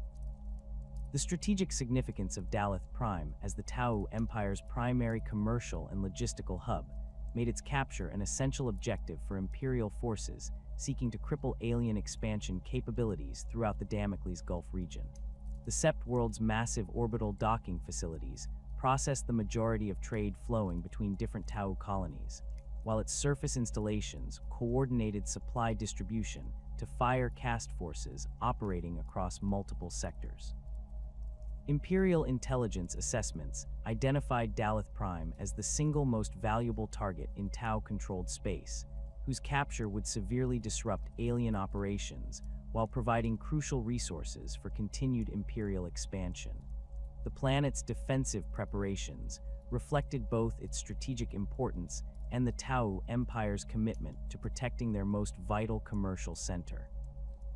Orbital defense platforms surrounded Daleth Prime in multiple defensive rings, each equipped with railgun batteries and missile systems capable of engaging Imperial vessels at extreme ranges. The integration of these platforms with surface-based ion cannon installations created overlapping fields of fire that covered all major approach vectors while providing redundant coverage against potential Imperial breakthrough attempts. Ground-based defensive installations incorporated the most advanced T'au military technology available, including experimental weapon systems that had not been deployed elsewhere in the Empire. The planet's primary spaceport featured automated defense turrets equipped with burst cannons and smart missile systems, while the commercial districts contained concealed battlesuit deployment bays that could rapidly deploy crisis teams to threatened sectors. The sophistication of these defensive measures exceeded anything Imperial forces had previously encountered during their operations against T'au positions. The civilian population of Daleth Prime presented unique challenges for Imperial assault planning, as the planet housed millions of T'au civilians, along with substantial numbers of human auxiliaries who had voluntarily joined the T'au Empire. Imperial doctrine regarding Xenos populations typically emphasized complete extermination, but the presence of human collaborators created political complications that required careful consideration. The Adeptus Munitorum's legal advisors struggled to develop appropriate protocols for handling populations that included both legitimate military targets and Imperial citizens who had committed treason through collaboration with alien forces. The Earth-cast installations scattered throughout Daleth Prime's industrial sectors represented significant intelligence targets whose capture could provide Imperial forces with unprecedented insights into T'au technology and manufacturing capabilities. These facilities produced advanced battlesuit components, sophisticated communications equipment, and experimental weapon systems that Imperial technical specialists had only encountered as battlefield debris. The potential intelligence value of intact Earth-cast equipment motivated Imperial planners to modify their assault strategies to emphasize capture rather than destruction of key industrial targets. The Imperial fleet assigned to the Daleth Prime operation represented the largest concentration of naval power deployed during the Damocles Gulf Crusade, including multiple battle cruiser squadrons and specialized bombardment vessels equipped for extended siege operations. The flagship Emperor's Wrath carried enhanced communications equipment for coordinating the complex multi-phase assault, while its massive lance batteries provided the firepower necessary for eliminating heavily fortified orbital installations. Supporting vessels included transport squadrons carrying the assault forces and supply ships loaded with the specialized ammunition required for prolonged siege warfare. Battlefleet Solar's contribution to the naval forces included the battle cruiser Dominus Astra, whose crew possessed extensive experience in orbital bombardment operations against fortified Xenos positions. The vessel's weapons batteries had been modified with specialized targeting systems designed for precision strikes against surface installations while minimizing collateral damage to valuable infrastructure. The ship's Adeptus Mechanicus technical specialists brought expertise in analyzing alien technology and coordinating recovery operations for captured equipment. The preliminary bombardment phase began with systematic elimination of Daleth Prime's outer orbital defense platforms through coordinated lance strikes from multiple Imperial vessels. The aliens' defensive installations demonstrated impressive resilience, with their advanced shielding systems absorbing tremendous amounts of energy before suffering critical damage. Imperial gunners required multiple volleys to eliminate individual platforms, while T'au return fire inflicted significant damage on several Imperial cruisers that approached too closely to enemy positions. T'au defensive responses during the orbital engagement revealed tactical sophistication that exceeded Imperial expectations for alien military capabilities. The coordinated fire from multiple defense platforms created concentrated kill zones that Imperial vessels could not traverse without sustaining heavy damage, while the aliens' targeting systems demonstrated accuracy that matched Imperial gunnery standards. The defensive battle lasted for 6 standard days before Imperial forces achieved sufficient orbital superiority to commence ground operations. The ground assault phase required unprecedented coordination between multiple Imperial Guard regiments and supporting Space Marine formations, with each unit assigned specific objectives within the overall operational framework. Cadian shock troops received responsibility for securing the planet's primary spaceport and adjacent commercial districts, while Tallarn Desert Raiders targeted the industrial sectors containing Earth-cast manufacturing facilities. The complexity of coordinating simultaneous operations across multiple sectors tested Imperial command and control capabilities while creating opportunities for tactical confusion. The initial planetary landings encountered fierce resistance from T'au fire cast units equipped with the latest battlesuit technology and supported by extensive drone formations. Imperial drop pods faced concentrated anti-aircraft fire from automated defense systems that demonstrated targeting accuracy far exceeding typical Xenos capabilities. Several Cadian companies suffered heavy casualties during their descent, with entire squads eliminated by precise railgun fire before reaching the planetary surface. T'au ground defensive strategies emphasized mobility and concentrated firepower rather than static defensive positions, creating tactical challenges that Imperial forces had not anticipated based on previous encounters with alien forces. Crisis battlesuit teams conducted hit-and-run attacks against Imperial landing zones, utilizing their jump capabilities to engage Imperial forces from unexpected angles before withdrawing to prepared positions. The aliens' ability to coordinate these mobile operations through advanced communication systems prevented Imperial forces from predicting enemy movements or establishing secure perimeters. The deployment of T'au drone swarms against Imperial infantry formations demonstrated technological capabilities that Imperial commanders had not previously encountered in such concentrated numbers. These automated units operated with tactical coordination that suggested sophisticated artificial intelligence systems, while their weapons delivered firepower equivalent to Imperial heavy weapons teams. The drone's ability to operate independently while maintaining coordination with T'au fire warrior units created tactical flexibility that Imperial forces struggled to counter effectively. Imperial Guard responses to T'au mobile tactics required significant modifications to standard operational procedures developed for fighting conventional opponents. Cadian officers discovered that traditional defensive formations became vulnerable to battlesuit attacks from unexpected directions, while the aliens' precision targeting eliminated exposed heavy weapons teams before they could engage effectively. The need for constant movement and dispersed formations conflicted with Imperial training that emphasized disciplined fire and coordinated unit actions. The siege of Daleth Prime's primary commercial district evolved into prolonged urban warfare that highlighted the fundamental differences between Imperial and T'au approaches to military operations. Imperial forces relied on overwhelming firepower and systematic destruction of enemy positions, while T'au defenders utilized precision strikes and tactical withdrawal to preserve their forces while inflicting maximum casualties on attacking Imperial units. The contrast between these tactical philosophies created a grinding war of attrition that favored neither side decisively. Tallarn Desert Raiders operating in the industrial sectors encountered different challenges as they attempted to capture intact Earth caste facilities while facing determined T'au resistance. The aliens had prepared extensive booby traps and automated defense systems that activated when Imperial forces approached valuable installations. These defensive measures included concealed battlesuit deployment systems that could rapidly deploy crisis teams directly into Imperial rear areas, creating tactical confusion that disrupted coordinated assault operations.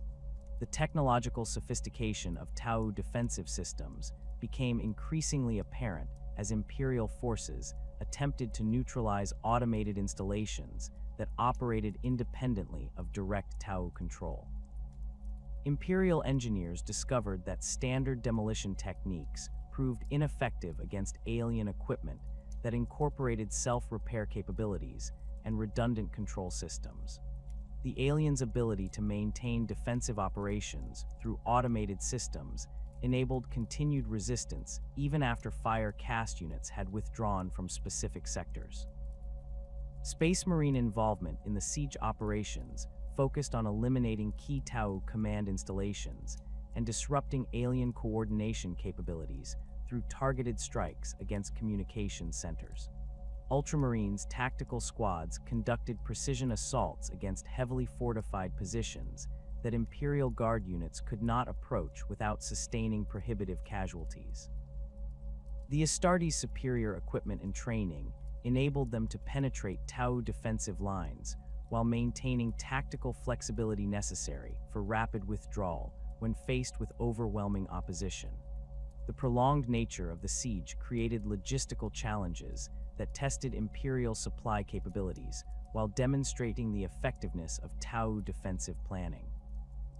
Imperial forces required constant resupply of ammunition and replacement equipment, as the aliens' precision targeting eliminated Imperial heavy weapons and vehicles at rates that exceeded normal combat expectations.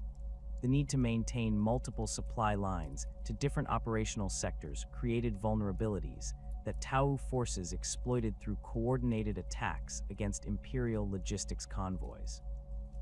T'au counterbatteries targeting Imperial artillery positions demonstrated the aliens' ability to locate and engage Imperial fire support assets through sophisticated sensor networks and coordinated reconnaissance operations.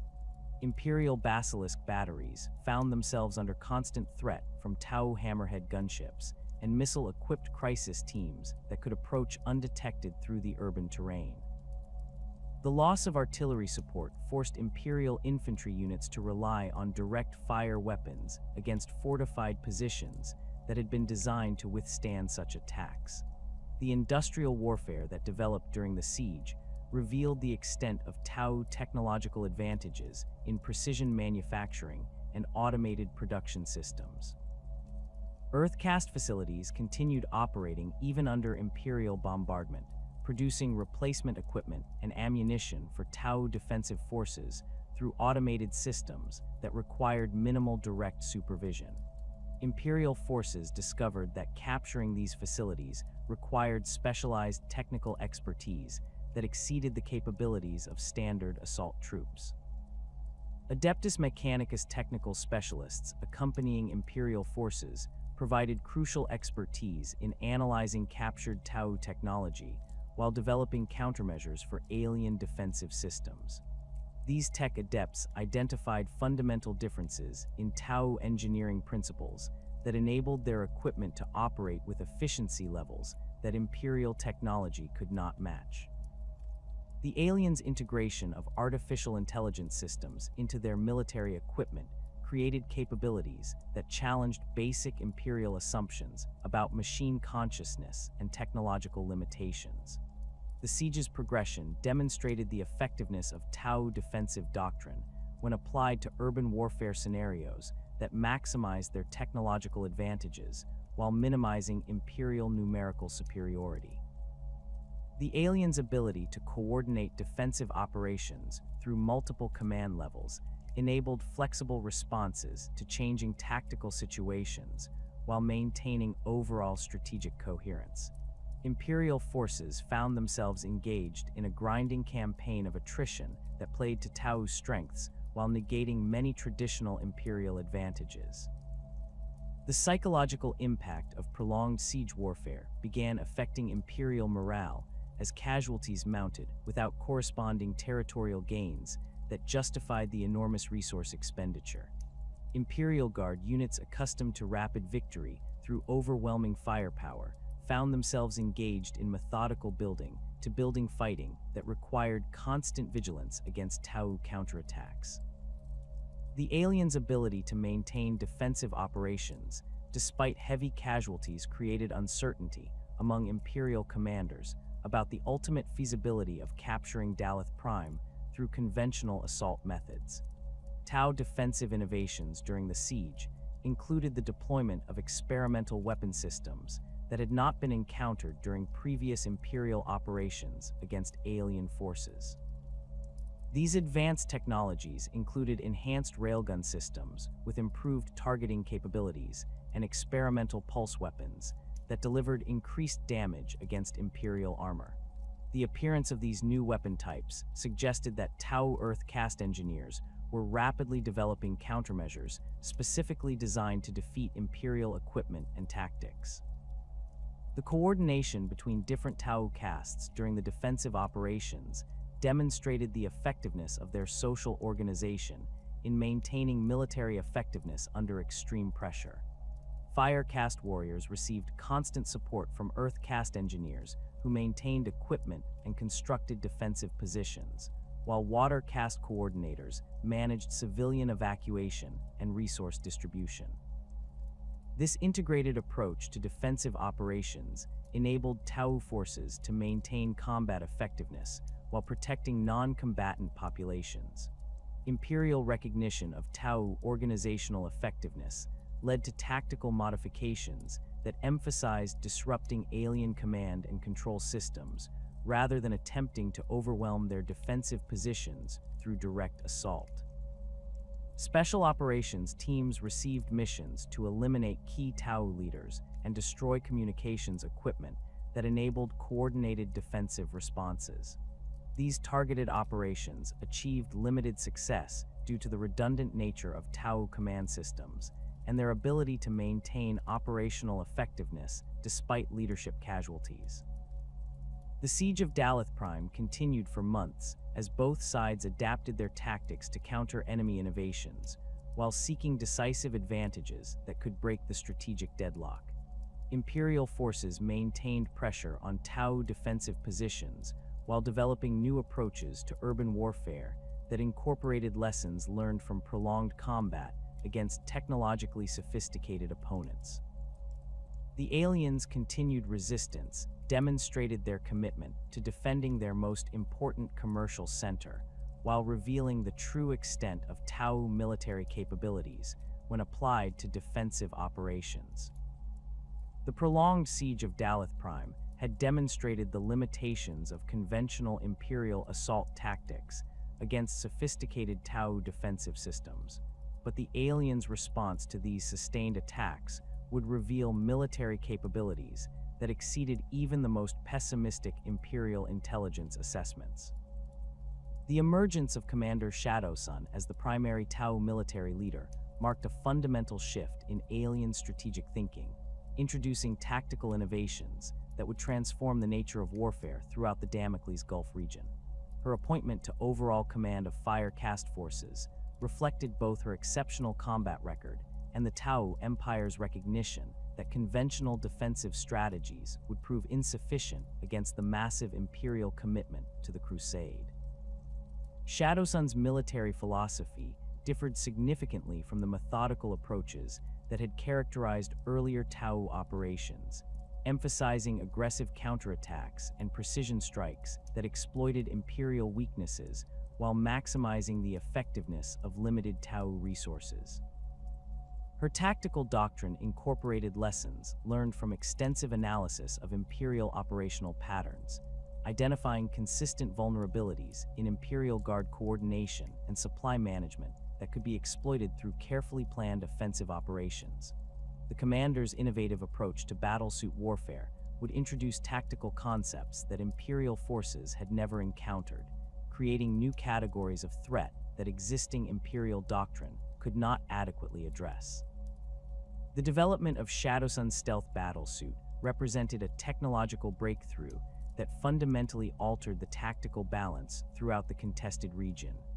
This advanced XV-22 stealth suit incorporated camouflage systems that rendered the wearer virtually invisible to Imperial sensors while maintaining full combat effectiveness and mobility. The suit's sophisticated electronics could mimic background radiation signatures and thermal patterns, enabling the wearer to approach Imperial positions undetected even when enemy forces maintained active surveillance. The integration of advanced targeting systems with stealth capabilities created a weapons platform that could deliver devastating precision strikes against high-value targets while remaining undetectable until the moment of attack.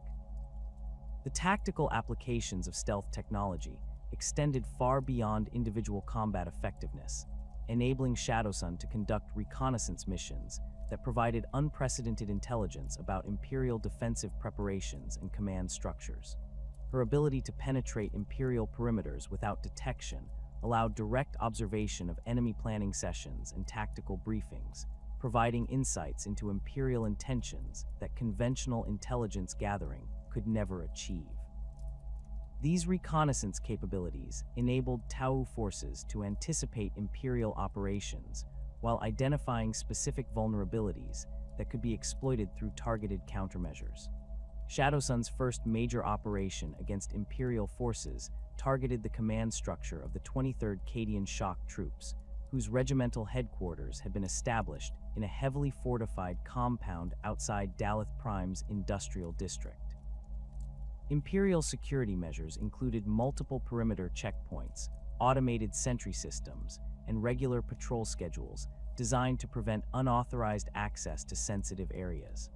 The compound's defensive arrangements reflected standard Imperial protocols for protecting high-value command installations, incorporating overlapping fields of observation and redundant security systems that should have detected any approaching threats.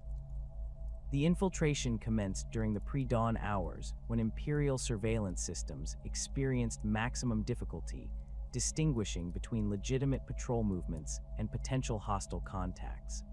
Shadowsun's approach route avoided established patrol patterns while utilizing natural terrain features that provided concealment from automated sensors. Her stealth suit's advanced camouflage systems adapted continuously to changing environmental conditions, maintaining invisibility despite variations in lighting and atmospheric conditions that would have compromised conventional concealment techniques. The elimination of Imperial command personnel required precision timing and intimate knowledge of enemy operational procedures that Shadowsun had acquired through weeks of covert surveillance. Her targeting priorities focused on key staff officers, whose elimination would create maximum disruption to Imperial coordination capabilities while avoiding detection for as long as possible.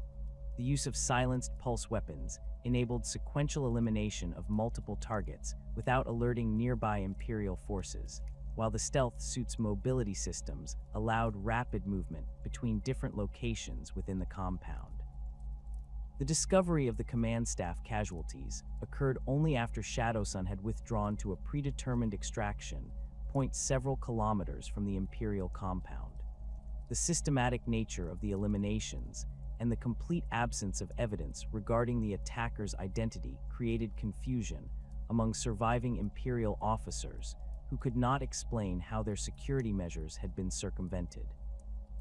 The psychological impact of these mysterious deaths extended far beyond their immediate tactical consequences, creating uncertainty about Imperial security capabilities and forcing commanders to question the effectiveness of established defensive procedures. Similar precision strikes against Imperial supply convoys demonstrated Shadow Sun's ability to disrupt enemy logistics through targeted elimination of key personnel rather than direct confrontation with escort forces. Her tactical approach emphasized identifying and eliminating convoy commanders, communications specialists, and technical personnel whose loss would render entire supply operations ineffective. These surgical strikes created logistical disruptions that exceeded the impact of conventional attacks against supply vehicles, while the mysterious nature of the casualties created psychological pressure that affected Imperial morale throughout the operational theater. The implementation of Koyan tactical philosophy under Shadow Sun's leadership represented a sophisticated evolution of traditional T'au defensive strategies that incorporated aggressive counterattack elements designed to exploit Imperial predictability. This patient hunter approach emphasized careful observation of enemy behavioral patterns while preparing coordinated strikes that would achieve maximum effect through precise timing and overwhelming local superiority. The doctrine required extensive intelligence gathering and tactical patience, principles that aligned perfectly with Shadow Sun's stealth capabilities and analytical approach to warfare. Koyan operations typically began with extended surveillance phases during which T'au forces studied Imperial movement patterns, communication procedures, and tactical responses to various stimuli. This intelligence gathering process enabled T'au commanders to predict enemy reactions to specific situations while identifying optimal moments for launching coordinated attacks.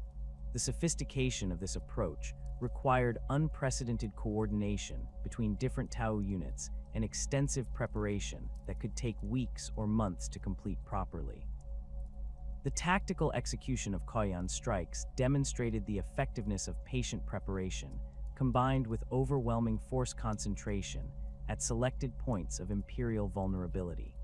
T'au forces would remain concealed in prepared positions for extended periods, allowing Imperial forces to establish predictable operational routines before launching coordinated attacks that exploited these patterns.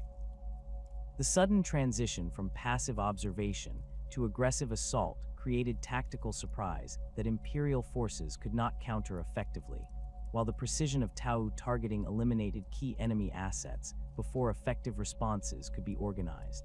The psychological warfare aspects of Koyan operations proved as effective as their immediate tactical results, creating uncertainty among Imperial commanders who could never predict when or where the next T'au attack would occur. The extended periods of apparent T'au inactivity lulled Imperial forces into false confidence, while the sudden violence of coordinated strikes created lasting impressions of T'au capabilities that influenced subsequent Imperial tactical decisions. This combination of patience and precision became a signature characteristic of Shadow Sun's command style that Imperial forces struggled to counter effectively. Montka tactical philosophy provided the aggressive counterpart to Koyan patience, emphasizing rapid deployment and concentrated firepower designed to achieve decisive results through overwhelming local superiority. The killing blow doctrine incorporated lessons learned from White Scar's lightning warfare while adapting these concepts to T'au technological capabilities and operational requirements.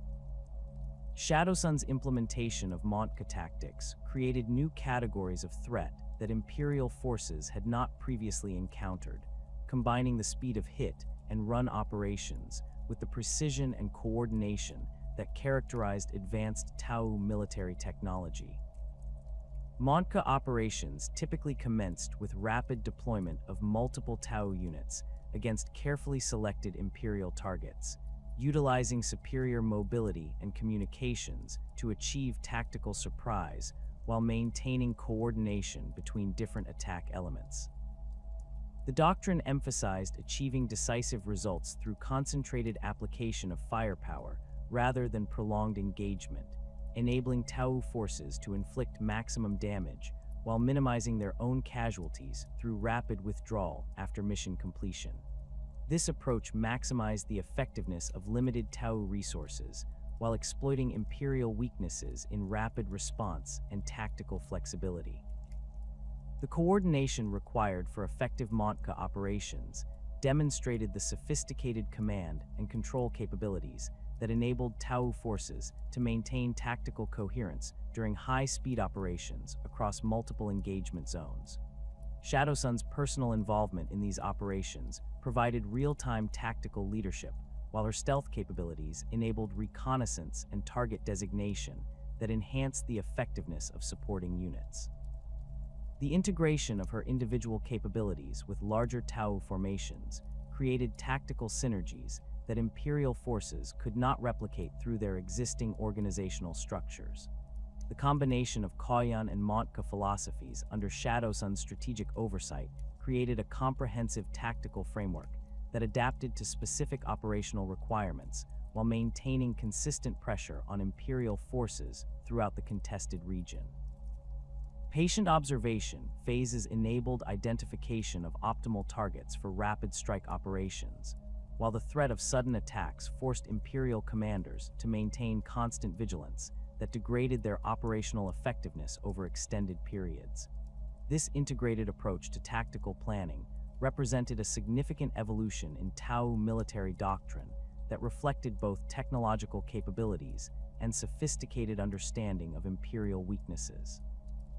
The targeting of Imperial command structures became a consistent priority throughout Shadowsun's operations, reflecting her recognition that disrupting enemy coordination capabilities would prove more effective than attempting to defeat Imperial forces through direct confrontation. Her stealth capabilities enabled penetration of heavily defended command installations that conventional T'au forces could not approach without sustaining prohibitive casualties. The systematic elimination of Imperial staff officers and communications personnel created cascading effects that disrupted enemy operations across multiple sectors while requiring minimal T'au resources. Imperial responses to these command-focused attacks revealed fundamental vulnerabilities in their hierarchical organization that T'au forces exploited through increasingly sophisticated targeting procedures. The loss of senior officers created leadership vacuums that Imperial replacement procedures could not fill quickly enough to maintain operational effectiveness, while the destruction of communications equipment isolated surviving commanders from their subordinate units. These disruptions forced Imperial forces to operate with reduced coordination capabilities that negated many of their traditional advantages in large-scale operations. The precision strikes against Imperial supply lines demonstrated Shadowsun's understanding that logistical disruption could achieve strategic effects that exceeded the impact of conventional military victories. Her targeting priorities focused on eliminating key personnel and destroying specialized equipment rather than simply interdicting supply convoys, creating long-term disruptions that affected Imperial operations for weeks or months after individual attacks. The cumulative effect of these logistical strikes forced Imperial commanders to divert substantial resources to convoy protection while reducing the efficiency of their supply networks. T'au technological advantages became increasingly apparent as Shadowsun's operations revealed the extent of alien capabilities in precision targeting and battlefield intelligence gathering. Her stealth suit sensor systems provided targeting data that enabled supporting T'au units to engage Imperial forces with accuracy that exceeded Imperial expectations for alien gunnery. The integration of advanced communication systems with stealth technology created coordination capabilities that enabled real-time tactical adjustments during complex operations involving multiple T'au units across extended operational areas. The deployment of specialized T'au units in support of Shadowsun's operations demonstrated the Empire's commitment to developing new tactical capabilities specifically designed to counter Imperial strengths while maximizing alien advantages. Pathfinder teams equipped with advanced reconnaissance equipment provided intelligence support that enhanced the effectiveness of stealth operations, while Crisis Battlesuit formations received modified equipment loadouts optimized for rapid strike missions. These specialized capabilities represented significant investments in military development that reflected T'au recognition of the strategic importance of the Damocles Gulf conflict. Imperial casualties resulting from Shadowsun's operations exceeded all previous losses to T'au forces, while demonstrating the effectiveness of precision targeting against key personnel and equipment. The systematic nature of these casualties created patterns that Imperial intelligence analysts struggled to understand, as conventional threat assessment procedures could not account for the sophisticated targeting priorities that characterized T'au operations. The loss of experienced officers and technical specialists created capability gaps that Imperial replacement procedures could not address quickly enough to maintain operational effectiveness. The growing recognition of T'au military competence among Imperial Crusade commanders reflected both the immediate tactical impact of Shadowsun's operations and the broader strategic implications of alien technological capabilities. Senior Imperial officers who had initially dismissed T'au forces as typical Xenos raiders were forced to acknowledge that they faced opponents whose military capabilities matched or exceeded Imperial standards in several crucial areas. This recognition required fundamental revisions to Imperial tactical doctrine and operational planning that acknowledged T'au's strengths while seeking to exploit remaining alien weaknesses. The adaptation of Imperial security procedures in response to T'au's stealth capabilities demonstrated both the effectiveness of Shadowsun's operations and the limitations of Imperial countermeasures against advanced alien technology. Enhanced patrol schedules and improved sensor coverage provided marginal improvements in detection capabilities, but these measures could not completely eliminate the threat posed by stealth-equipped opponents who possessed intimate knowledge of Imperial operational patterns. The resource requirements for effective security against stealth attacks forced Imperial commanders to make difficult choices between offensive capabilities and defensive necessities.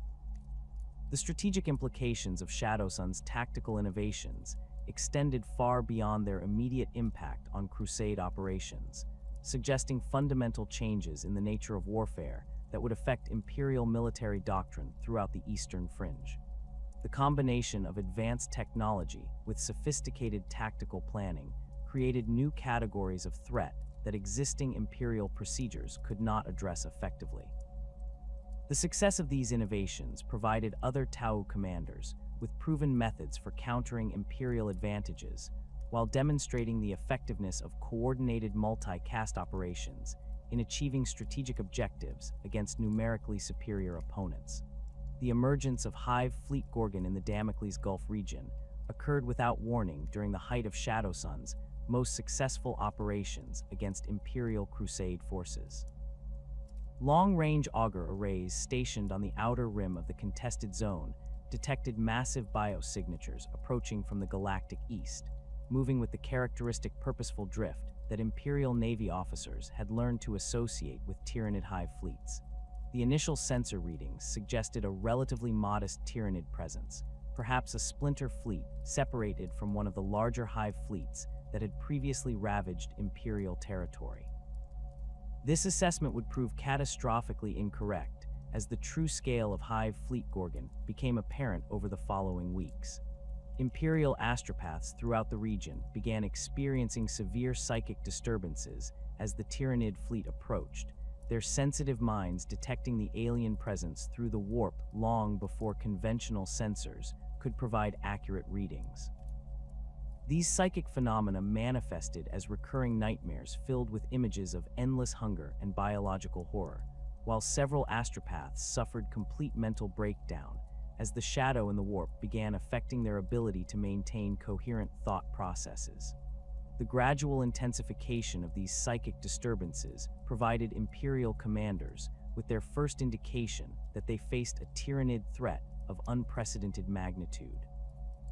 T'au forces operating throughout the Damocles Gulf experienced their own detection of the approaching threat through sophisticated sensor networks that had been established to monitor Imperial fleet movements. The aliens' advanced scanning technology initially interpreted the biosignatures as some form of Imperial biological warfare deployment, leading to tactical preparations designed to counter what they assumed would be another phase of the human military campaign. The T'au Empire's limited previous contact with tyrannid organisms had not prepared their commanders for the reality of a full-scale hive fleet invasion, creating dangerous misconceptions about the nature of the approaching threat. The first confirmed sighting of tyrannid bioships occurred when an Imperial Navy patrol squadron encountered the outer edge of Hive Fleet Gorgon's advance elements near the contested system of Black Thunder Mesa. The patrol vessels, expecting to find either T'au forces or scattered asteroid debris, instead discovered massive organic constructs that defied conventional understanding of spacecraft design. These bioships demonstrated capabilities that exceeded both Imperial and T'au vessel performance, utilizing biological propulsion systems that enabled rapid course changes while maintaining speeds that conventional engines could not match. The engagement between Imperial patrol vessels and tyrannid bioships provided the first tactical intelligence about Hive Fleet Gorgon's military capabilities, revealing weapon systems that operated on principles entirely different from either Imperial or T'au technology. Tyrannid bioships launched swarms of smaller organisms that functioned as guided projectiles, each one capable of independent targeting and equipped with acidic compounds that could dissolve Imperial armor plating within minutes of contact. The organic nature of these weapons made them immune to conventional electronic countermeasures, while their biological guidance systems demonstrated accuracy that matched the most sophisticated Imperial targeting computers. Imperial casualties during this initial encounter included the complete loss of 2 escort vessels, whose crews discovered that conventional void shields provided inadequate protection against tyrannid bioweapons.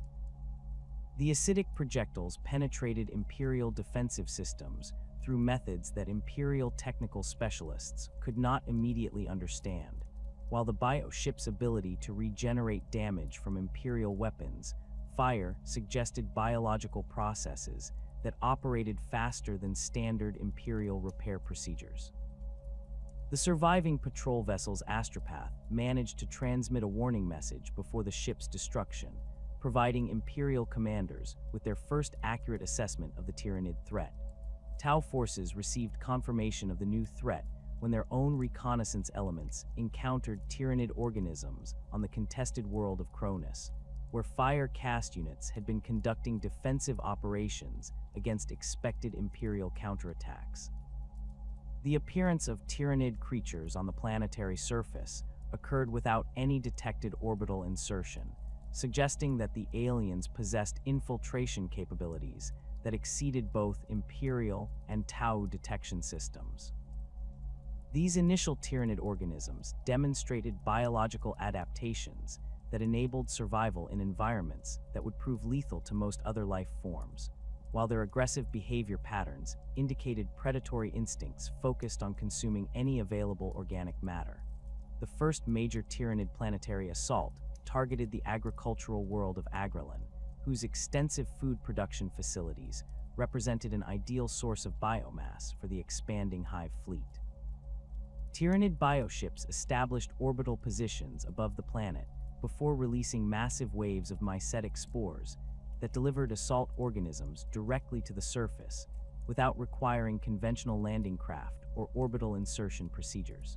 The spores' biological guidance systems enabled precise targeting of population centers and agricultural installations, while their armored shells provided protection against both Imperial and T'au anti-aircraft systems during the descent phase.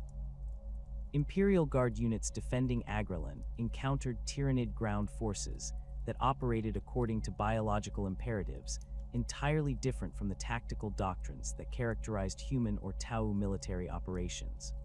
Hormigaunt swarms advanced across open terrain without regard for casualties, their biological programming driving them toward enemy positions with single-minded determination that conventional suppressive fire could not deter. The creature's chitinous carapaces provided natural armor protection that deflected lasgun fire, while their scything talons could penetrate Imperial flak armor with devastating effectiveness. Termagant broods supporting the Hormigaunt assault carried living weapons that fired projectiles consisting of beetle-like organisms programmed to seek out and devour enemy personnel. These bioweapons demonstrated accuracy comparable to Imperial lasguns, while their ammunition possessed the ability to burrow through armor plating and consume the wearer from within. Imperial medics discovered that conventional treatment procedures proved ineffective against wounds inflicted by Tyranid bioweapons, as the organisms continued their destructive activities even after the initial attack had concluded. The coordination between different Tyranid organism types revealed a level of biological integration that exceeded anything in Imperial or T'au military doctrine, with each creature type fulfilling specific roles within a larger tactical framework that operated without apparent command structure. Warrior organisms directed swarm movements through pheromone signals and synaptic links that enabled real-time tactical adjustments, while larger creatures provided fire support and breakthrough capabilities that complemented the assault waves. This biological coordination created tactical flexibility that adapted continuously to changing battlefield conditions without requiring traditional command and control systems. T'au fire cast units operating on Agrellan discovered that their advanced pulse weapons proved more effective against Tyranid organisms than Imperial lasguns, but the sheer number of attacking creatures overwhelmed even the most sophisticated T'au defensive positions. Crisis Battlesuit teams found themselves engaged in prolonged combat against Tyranid warriors whose biological weapons could penetrate battlesuit armor through sustained fire, while the aliens' ability to coordinate attacks from multiple directions negated many of the tactical advantages that T'au technology normally provided. The relentless nature of Tyranid assaults forced T'au commanders to abandon their methodical tactical approaches in favor of rapid withdrawal to more defensible positions. The consumption of Agrellan's agricultural resources proceeded with biological efficiency that demonstrated the true purpose of Tyranid planetary invasions, as massive Ripper swarms systematically devoured all available organic matter, while larger organisms processed the consumed biomass for transport to orbiting bioships. This biological harvesting operation converted the planet's entire ecosystem into raw materials for Hive Fleet Gorgon's continued expansion, while specialized organisms began atmospheric processing that would eventually render the world uninhabitable for non-Tyranid life forms. The speed of this consumption process exceeded both Imperial and T'au estimates of biological processing capabilities, suggesting that the Tyranids possessed evolutionary adaptations specifically designed for rapid biomass acquisition. Imperial and T'au forces found themselves facing a common threat that rendered their previous conflict secondary to the immediate necessity of survival against an enemy that sought to consume all available biological matter, regardless of species or allegiance. The Tyranids' indiscriminate appetite for organic material created tactical situations where Imperial and T'au units discovered mutual interest in coordinating defensive operations against Tyranid assault waves. These informal cooperation agreements developed spontaneously as battlefield commanders recognized that their traditional enemies posed less immediate threat than the advancing Tyranid swarms. The first documented instance of Imperial T'au tactical cooperation occurred during the defense of a water purification facility on Agrellan, where Cadian shock troops and T'au fire warriors found themselves occupying adjacent defensive positions against approaching Hormigaunt swarms. The Imperial commander, Captain Marcus Drent of the 12th Cadian, established communication with Shasui Ors, Koyan through improvised hand signals and basic Gothic vocabulary that the T'au officer had acquired during previous encounters with human forces. The resulting coordination enabled overlapping fields of fire that proved more effective against Tyranid assault waves than either force could have achieved independently. The tactical effectiveness of combined Imperial T'au operations against Tyranid forces demonstrated capabilities that neither military doctrine had previously considered, as the complementary nature of human and T'au weapons systems created defensive synergies that maximized the effectiveness of available firepower. Imperial heavy weapons teams provided sustained suppressive fire that channeled Tyranid movements into predetermined kill zones, while T'au marksmanship eliminated specific high-value targets with precision that Imperial weapons could not match. The integration of Imperial numerical strength with T'au technological sophistication created defensive capabilities that exceeded the sum of their individual contributions. These cooperative operations remained strictly tactical arrangements focused on immediate survival rather than strategic alliances, as both Imperial and T'au commanders understood that their fundamental incompatibilities would reassert themselves once the Tyranid threat had been addressed. Imperial doctrine continued to classify T'au forces as Xeno's enemies, whose temporary usefulness did not alter their ultimate fate, while T'au philosophy viewed cooperation with Imperial forces as a necessary expedient that did not indicate acceptance of human military methods or political systems. The temporary nature of these arrangements created constant tension as both sides prepared for the eventual resumption of hostilities. The psychological impact of Tyranid consumption on both Imperial and T'au personnel proved as devastating as the immediate military casualties, as witnessing the systematic devouring of entire ecosystems created existential horror that conventional combat experience had not prepared either side to handle. Imperial Guard troopers accustomed to fighting human or alien opponents found themselves confronting creatures whose biological imperatives rendered conventional military psychology irrelevant, while T'au fire warriors struggled to apply their philosophical framework of the greater good to an enemy that sought only consumption and expansion. The alien nature of Tyranid motivations created psychological stress that affected combat effectiveness across both military organizations. Imperial medical personnel discovered that treating casualties from Tyranid attacks required entirely new procedures, as conventional wound treatment proved inadequate against biological agents that continued their destructive activities within the victim's body. Tyranid bioweapons introduced foreign organisms that consumed tissue and bone while reproducing within the host, creating progressive deterioration that conventional Imperial medicine could not halt effectively. The horrific nature of these biological attacks created additional psychological trauma among medical staff who were forced to witness the gradual consumption of their patients by alien organisms. T'au Earthcast engineers attempted to develop technological countermeasures against Tyranid biological weapons, but their sophisticated equipment proved inadequate against organisms that operated according to biological principles rather than mechanical or electronic systems. Standard T'au decontamination procedures could not eliminate Tyranid organisms that had adapted to survive in hostile environments, while their medical technology lacked the biological expertise necessary for treating wounds inflicted by living weapons. The limitations of T'au technological solutions against biological threats forced their commanders to rely more heavily on conventional military tactics that emphasized avoiding contact with Tyranid organisms rather than defeating them through superior equipment. The strategic implications of Hive Fleet Gorgon's arrival extended far beyond the immediate tactical challenges of fighting Tyranid organisms, as the aliens' consumption of contested worlds eliminated the territorial objectives that had motivated both Imperial and T'au expansion efforts in the Damocles Gulf region.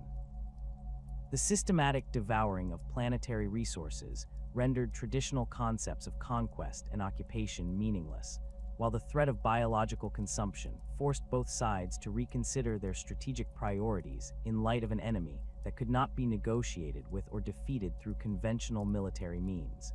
The presence of Tyranid forces transformed the nature of the conflict from a territorial dispute into a struggle for species survival.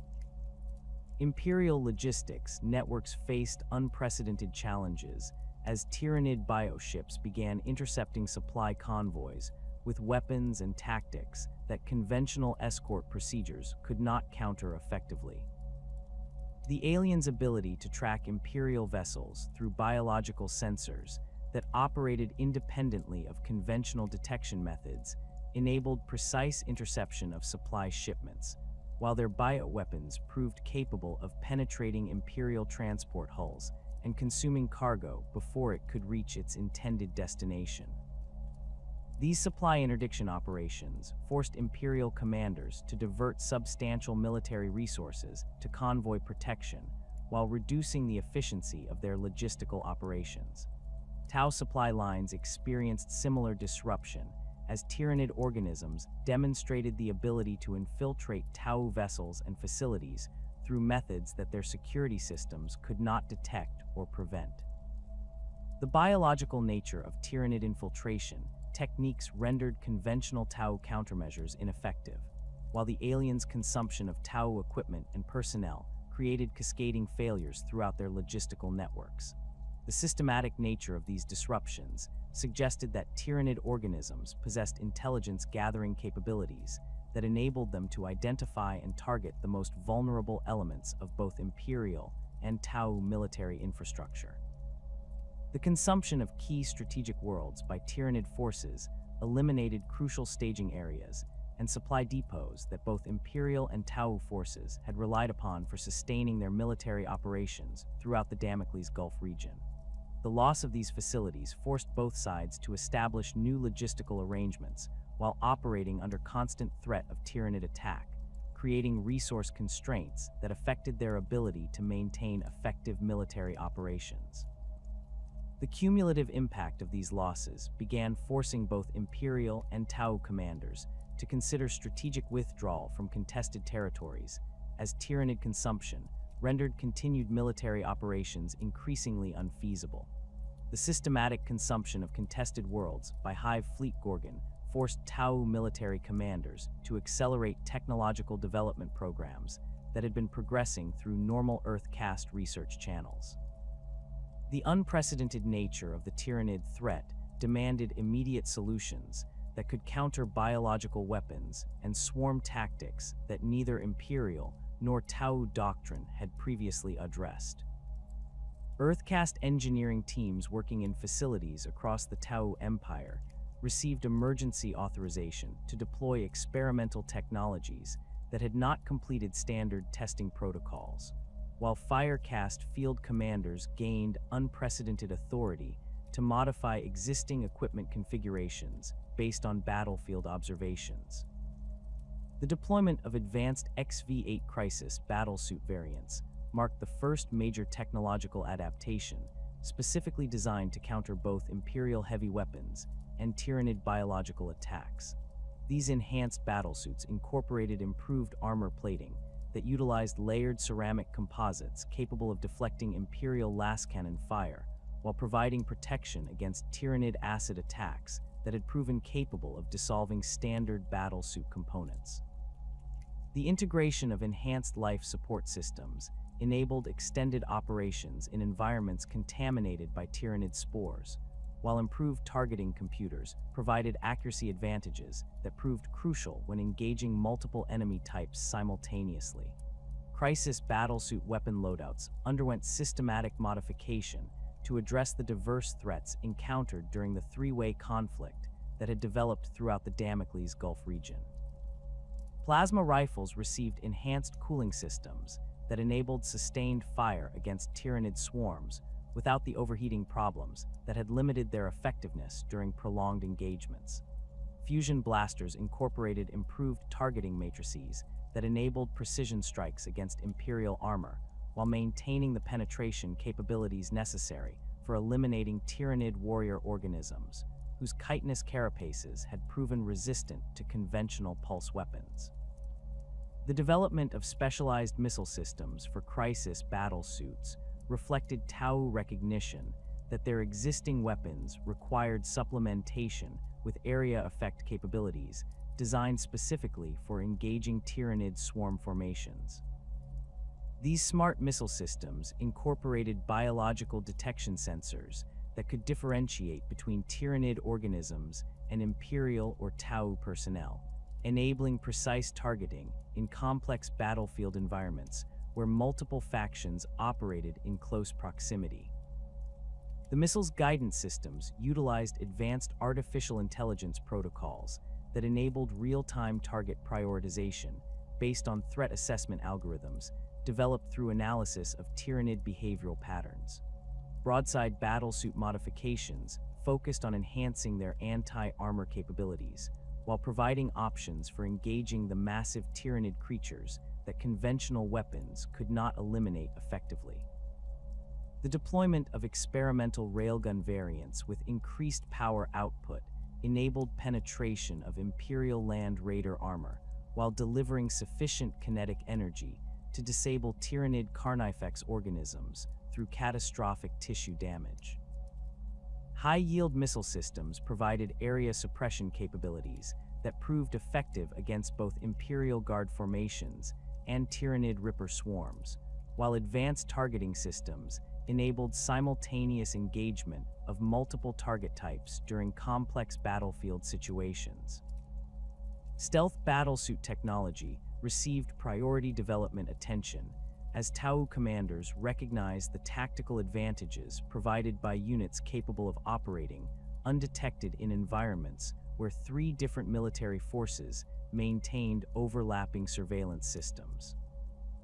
Enhanced camouflage systems incorporated adaptive technologies that could mimic the electromagnetic signatures of both Imperial and Tyranid organisms, enabling stealth teams to conduct reconnaissance missions in contested areas without detection by enemy sensors. Improved burst cannon systems provided increased firepower while maintaining the compact design necessary for stealth operations, while advanced communications equipment enabled real-time intelligence transmission to supporting forces. The integration of drone technology into T'au tactical doctrine underwent revolutionary changes as battlefield experience demonstrated the effectiveness of automated systems against opponents who relied on conventional targeting methods. Gun drone improvements included enhanced artificial intelligence systems that enabled independent target acquisition and engagement without direct T'au supervision, while their pulse carbines received modifications that increased their effectiveness against both Imperial flak armor and Tyranid chitin plating. Shield drones incorporated energy field generators with improved power efficiency that enabled extended operation while providing protection against Imperial Laws weapons and Tyranid bioprojectiles. Marker drone capabilities expanded to include biological detection systems specifically designed for tracking Tyranid organisms through their unique biosignatures, while their target designation equipment received enhancements that enabled simultaneous coordination with multiple T'au units operating across extended battlefield areas. The drone's advanced sensor packages could differentiate between different Tyranid organism types while providing tactical data that enabled T'au commanders to deploy appropriate countermeasures against specific biological threats. These reconnaissance capabilities proved particularly valuable during night operations when visual identification of enemy forces became difficult or impossible. Tactical drone deployment strategies evolved to emphasize swarm coordination techniques that maximize their effectiveness against numerically superior opponents while minimizing losses to enemy fire. Drone formations utilized distributed intelligence networks that enabled collective decision-making processes, allowing individual drones to coordinate their actions with other automated units without requiring constant supervision from T'au controllers. This autonomous operation capability proved particularly valuable during engagements with Tyranid forces whose synaptic creatures attempted to disrupt T'au command and control systems through biological interference. The development of new fire warrior equipment reflected lessons learned from prolonged combat against opponents whose capabilities exceeded initial T'au intelligence assessments. Pulse rifle modifications included improved power cells that enabled sustained fire during extended engagements, while enhanced targeting systems provided accuracy improvements that proved crucial when engaging Imperial Guard heavy weapons teams and Tyranid warrior organisms at maximum range. Photon grenades received upgrades that increased their effectiveness against both Imperial night vision equipment and Tyranid sensory organs, while EMP grenades proved capable of disrupting Imperial vehicle systems without affecting T'au equipment. Advanced pulse carbine variants incorporated selective ammunition feeds that enabled fire warriors to utilize different projectile types depending on target requirements, with armor-piercing rounds for engaging Imperial vehicles and explosive rounds designed specifically for maximum damage against Tyranid organisms. The weapon's compact design maintained the mobility advantages that characterized T'au infantry tactics, while providing firepower options that enabled effective engagement of diverse enemy types. Improved cooling systems prevented overheating during sustained combat operations, while enhanced reliability mechanisms reduced maintenance requirements during extended field deployments. Fire warrior armor modifications focused on providing protection against the diverse threats encountered during three-way combat operations, incorporating layers of different materials designed to counter specific weapon types. Ceramic plating provided protection against Imperial projectile weapons while maintaining the flexibility necessary for T'au mobility tactics, while bio-resistant coatings prevented Tyranid acid attacks from compromising armor integrity.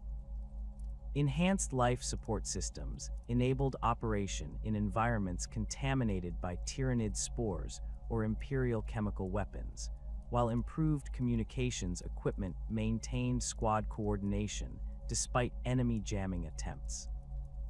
The tactical doctrine modifications implemented by Firecast commanders represented fundamental changes in T'au military philosophy that incorporated lessons learned from combat against technologically sophisticated Imperial forces and biologically adapted Tyranid organisms.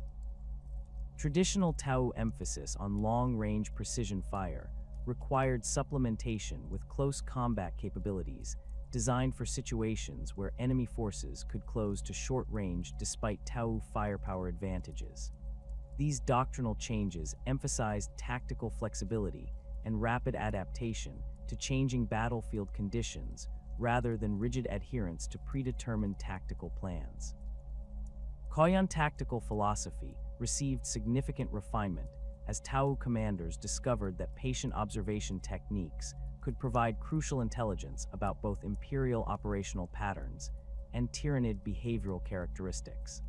The integration of advanced sensor systems with traditional observation methods enabled T'au forces to gather detailed information about enemy capabilities while remaining undetected in concealed positions. This intelligence-gathering capability proved particularly valuable when planning operations against Imperial forces, whose predictable tactical responses could be exploited through careful timing and precise target selection. Montka doctrine adaptations emphasized rapid deployment capabilities that enabled T'au forces to achieve tactical surprise against opponents who had adapted to previous T'au operational methods. The integration of enhanced mobility systems with improved firepower enabled T'au units to engage enemy forces from unexpected angles while maintaining the speed necessary for rapid withdrawal after mission completion. These tactical modifications proved particularly effective against Imperial Guard formations, whose defensive arrangements assumed conventional approach routes and engagement ranges. Combined arms coordination between different T'au unit types reached unprecedented levels of sophistication, as battlefield experience demonstrated the effectiveness of integrated operations against diverse enemy threats. Fire warrior teams received training in coordinating their movements with crisis battlesuit formations, while Pathfinder units developed specialized techniques for providing target designation support to broadside teams engaging heavily armored targets. This tactical integration enabled T'au forces to maximize their firepower while maintaining the flexibility necessary for rapid redeployment when battlefield conditions changed.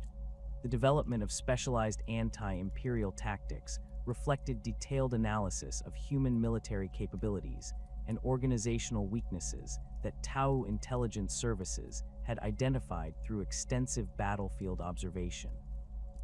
T'au commanders discovered that Imperial Guard units relied heavily on predictable communication procedures and standardized tactical responses that could be exploited through carefully planned deception operations. The deployment of Pathfinder teams equipped with advanced electronic warfare systems enabled disruption of Imperial command networks while providing false targeting information that caused Imperial artillery to engage incorrect coordinates. Anti-Tyranid tactical developments focused on countering the biological advantages that enabled Tyranid organisms to operate effectively in environments that would prove lethal to conventional military forces. T'au Earth-cast engineers developed specialized ammunition types that incorporated biological agents designed to disrupt Tyranid nervous systems, while advanced sensor systems enabled early detection of Tyranid infiltration attempts before organisms could establish breeding populations. These countermeasures required constant adaptation, as Tyranid organisms demonstrated the ability to develop resistance to specific T'au weapons through evolutionary processes that operated faster than conventional military adaptation cycles. The implementation of enhanced communication systems throughout T'au military formations enabled coordination capabilities that exceeded both Imperial and Tyranid command and control systems. Advanced encryption protocols prevented enemy interception of T'au tactical communications, while distributed network architectures ensured continued operation despite enemy attempts to disrupt command structures through targeted attacks. These communication improvements enabled real-time coordination between T'au units operating across multiple planetary theaters, while maintaining operational security against sophisticated enemy intelligence gathering efforts. Ethereal leadership during the crisis demonstrated the effectiveness of T'au's social organization in maintaining military cohesion during extremely challenging operational conditions. Onal Kayan's strategic oversight ensured that tactical innovations developed by individual sept forces were systematically shared throughout the T'au military organization, while his coordination of multi-sept operations enabled resource sharing that maximized the effectiveness of limited T'au assets. The Ethereal's ability to maintain unity between different sept forces prevented the factional disputes that had historically weakened T'au military effectiveness during prolonged campaigns. The integration of water-cast diplomatic intelligence with fire-cast tactical planning provided T'au commanders with unprecedented insights into Imperial command structures and decision-making processes. Water-cast analysis of captured Imperial communications revealed organizational weaknesses and personal conflicts among Imperial officers that could be exploited through targeted psychological warfare operations. This intelligence integration enabled T'au forces to predict Imperial responses to specific tactical situations, while identifying opportunities for maximizing the effectiveness of limited T'au resources against numerically superior opponents. Aircast technological developments focused on enhancing the mobility and firepower of T'au atmospheric craft, while providing capabilities for operations in the contested airspace above battlefield areas, where Imperial and Tyranid forces maintained competing air defense systems. Barracuda fighter modifications included improved stealth systems that enabled penetration of Imperial air defense networks, while maintaining the speed and maneuverability necessary for engaging Imperial aircraft in aerial combat. Enhanced weapon systems provided options for engaging both Imperial flyers and Tyranid flying organisms, with specialized ammunition types designed for maximum effectiveness against different target categories. The systematic analysis of enemy equipment captured during combat operations provided T'au Earthcast engineers with detailed information about Imperial and Tyranid capabilities that enabled development of specific countermeasures and tactical adaptations. Imperial weapons and vehicles underwent complete technical analysis that revealed design principles and operational limitations that could be exploited during subsequent engagements. Tyranid organisms presented greater analytical challenges due to their biological nature, but Earth-caste specialists developed techniques for understanding Tyranid biological processes that enabled prediction of evolutionary adaptations and development of appropriate countermeasures. These technological and tactical innovations represented the most significant advancement in T'au military capabilities since the beginning of their expansion beyond their home sept worlds, demonstrating their ability to adapt rapidly to changing strategic conditions while maintaining the philosophical coherence that characterized their approach to warfare.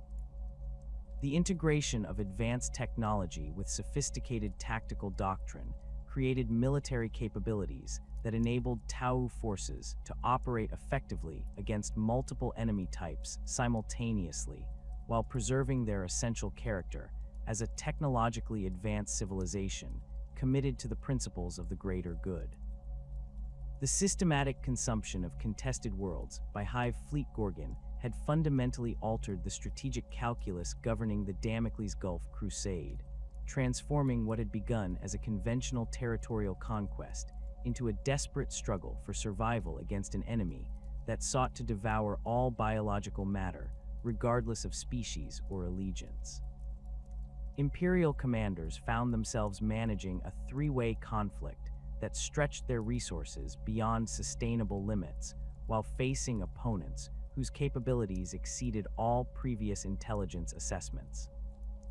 The Tyranid intervention had eliminated many of the strategic objectives that had justified the massive Imperial commitment to the region, while the continued effectiveness of T'au resistance operations demonstrated that achieving decisive victory would require resources that the Imperium could not indefinitely maintain.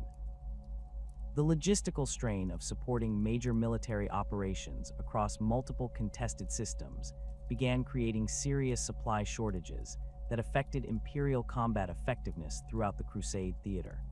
Transport convoys faced constant interdiction from both T'au hunter cadres and Tyranid bioships, forcing Imperial Navy escort squadrons to divert substantial resources from offensive operations to convoy protection duties.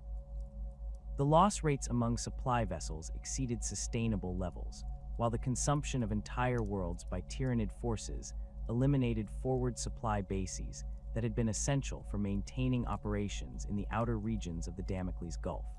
Imperial logistics officers calculated that current supply consumption rates would exhaust available reserves within 6 standard months, creating an operational crisis that threatened the entire Crusade effort. Ammunition expenditure during prolonged engagements against both T'au forces and Tyranid swarms far exceeded the levels that Imperial planners had anticipated when authorizing the Crusade deployment. Imperial Guard regiments reported ammunition consumption rates that were 3 times higher than normal combat operations due to the precision targeting required against T'au battlesuits and the sustained fire necessary to suppress Tyranid assault waves. Specialized ammunition types designed for anti-armor operations against T'au vehicles proved particularly scarce, while the exotic materials required for manufacturing these rounds could not be obtained from local sources within the Crusade theater. The Adeptus Munitorum's supply calculations indicated that maintaining current operational tempo would require supply shipments that exceeded the transport capacity available to the Crusade command. Casualty rates among Imperial Guard formations reached levels that threatened unit cohesion across multiple regiments, with some companies suffering losses exceeding 50% of their authorized strength during individual engagements. The 8th Cadian Shock Troops reported the loss of their entire 3rd Company during a failed assault against T'au positions on Daleth Prime, while the 12th Cadian had been reduced to approximately 60% strength following repeated engagements with Tyranid organisms on Agrellan. Medical facilities throughout the Crusade theater operated beyond capacity while facing shortages of specialized equipment necessary for treating casualties inflicted by T'au pulse weapons and Tyranid bio-attacks. The psychological impact of witnessing Tyranid consumption of wounded personnel created additional stress casualties that further reduced Imperial combat effectiveness. Space Marine chapters participating in the Crusade experienced their own significant losses that could not be easily replaced through normal recruitment procedures. The Ultramarines' Second Company had lost 12 battle brothers during operations against Shadowsun's forces, including a veteran sergeant whose tactical expertise could not be quickly replaced. The White Scar's Third Company reported similar casualties from their Lightning War operations, while their bike squadrons required extensive maintenance and replacement parts that were not readily available within the Crusade supply network.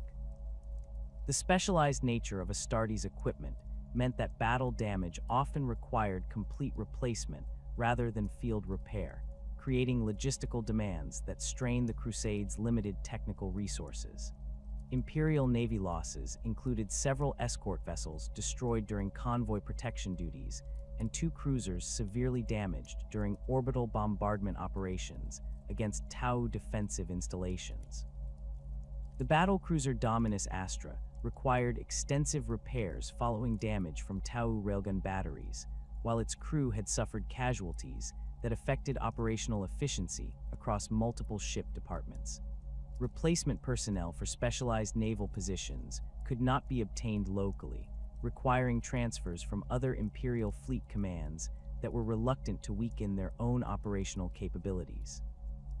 The cumulative effect of these naval losses reduced the Crusade's ability to maintain orbital superiority while protecting vulnerable transport operations. Intelligence assessments conducted by Imperial commanders revealed the extent of T'au technological advantages that had not been apparent during the initial phases of the Crusade. Captured T'au equipment demonstrated manufacturing precision and materials science that exceeded Imperial capabilities in several crucial areas, while their weapon systems incorporated targeting computers and power systems that Imperial technical specialists could not duplicate. The aliens' ability to coordinate complex military operations through advanced communications networks enabled tactical flexibility that Imperial forces could not match despite their numerical advantages. These technological disparities suggested that achieving decisive victory against T'au forces would require fundamental changes to Imperial tactical doctrine and equipment that could not be implemented during ongoing combat operations. The strategic situation reports transmitted to Terra through astropathic communications painted an increasingly pessimistic picture of Crusade prospects that contradicted the optimistic assessments that had justified the original deployment authorization.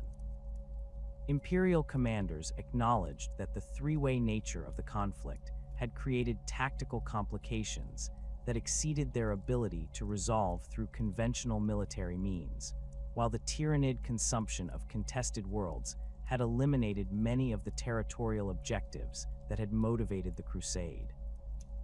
The resource requirements for achieving decisive results against both T'au and tyrannid forces simultaneously exceeded the capabilities that Imperial logistics could sustain over extended periods. Political pressure from other Imperial sectors facing their own military crises began influencing strategic decisions regarding continued commitment to the Damocles Gulf operation. The Segmentum Solar Command structure received urgent requests for military assistance from multiple threatened regions, including Orc invasions in the Armageddon sector and Chaos incursions along the Cadian Gate. These competing demands for Imperial military resources created political tensions between different sector commands, while the High Lords of Terra faced difficult decisions regarding resource allocation between multiple simultaneous threats. The strategic value of the Damocles Gulf region, while significant, could not justify indefinite commitment of resources that were desperately needed elsewhere throughout the Imperium. The emergence of additional tyrannid splinter fleets in adjacent sectors created new threats that required immediate Imperial response, further straining the military resources available for continued operations in the Damocles Gulf. Hive Fleet Krakens approach toward the Ultramar sector demanded immediate attention from available Space Marine chapters, while reports of tyrannid infiltration organisms on several core Imperial worlds created security concerns that required specialized counter-bioform units. The systematic nature of these tyrannid appearances suggested coordinated expansion efforts that posed existential threats to Imperial territory far beyond the contested regions of the Eastern Fringe. Imperial Guard regiments deployed to the Damocles Gulf faced mounting pressure from their home worlds to return for defensive duties against emerging local threats. The Cadian High Command requested the immediate recall of several shock troop regiments for operations against chaos forces threatening the Cadian Gate, while Tallarn military authorities needed their Desert Raider formations for campaigns against Orc invasions in their home sector. These competing demands for experienced military units created political complications that affected Imperial unity of command, while reducing the forces available for continued Crusade operations. Economic considerations began influencing Imperial strategic planning as the massive resource expenditure required for the Crusade created fiscal pressures that affected other Imperial military operations. The Adeptus Munitorum's budget calculations indicated that continuing the Damocles Gulf operation at current levels would require resource allocations that exceeded available Imperial production capacity, while the specialized equipment losses could not be replaced without diverting manufacturing resources from other critical military requirements. The Adeptus Mechanicus expressed concerns about the sustainability of providing advanced technical support for operations that showed diminishing prospects for achieving decisive strategic results. T'au diplomatic overtures during this period reflected their recognition that continued three-way warfare served no constructive purpose for any of the involved parties.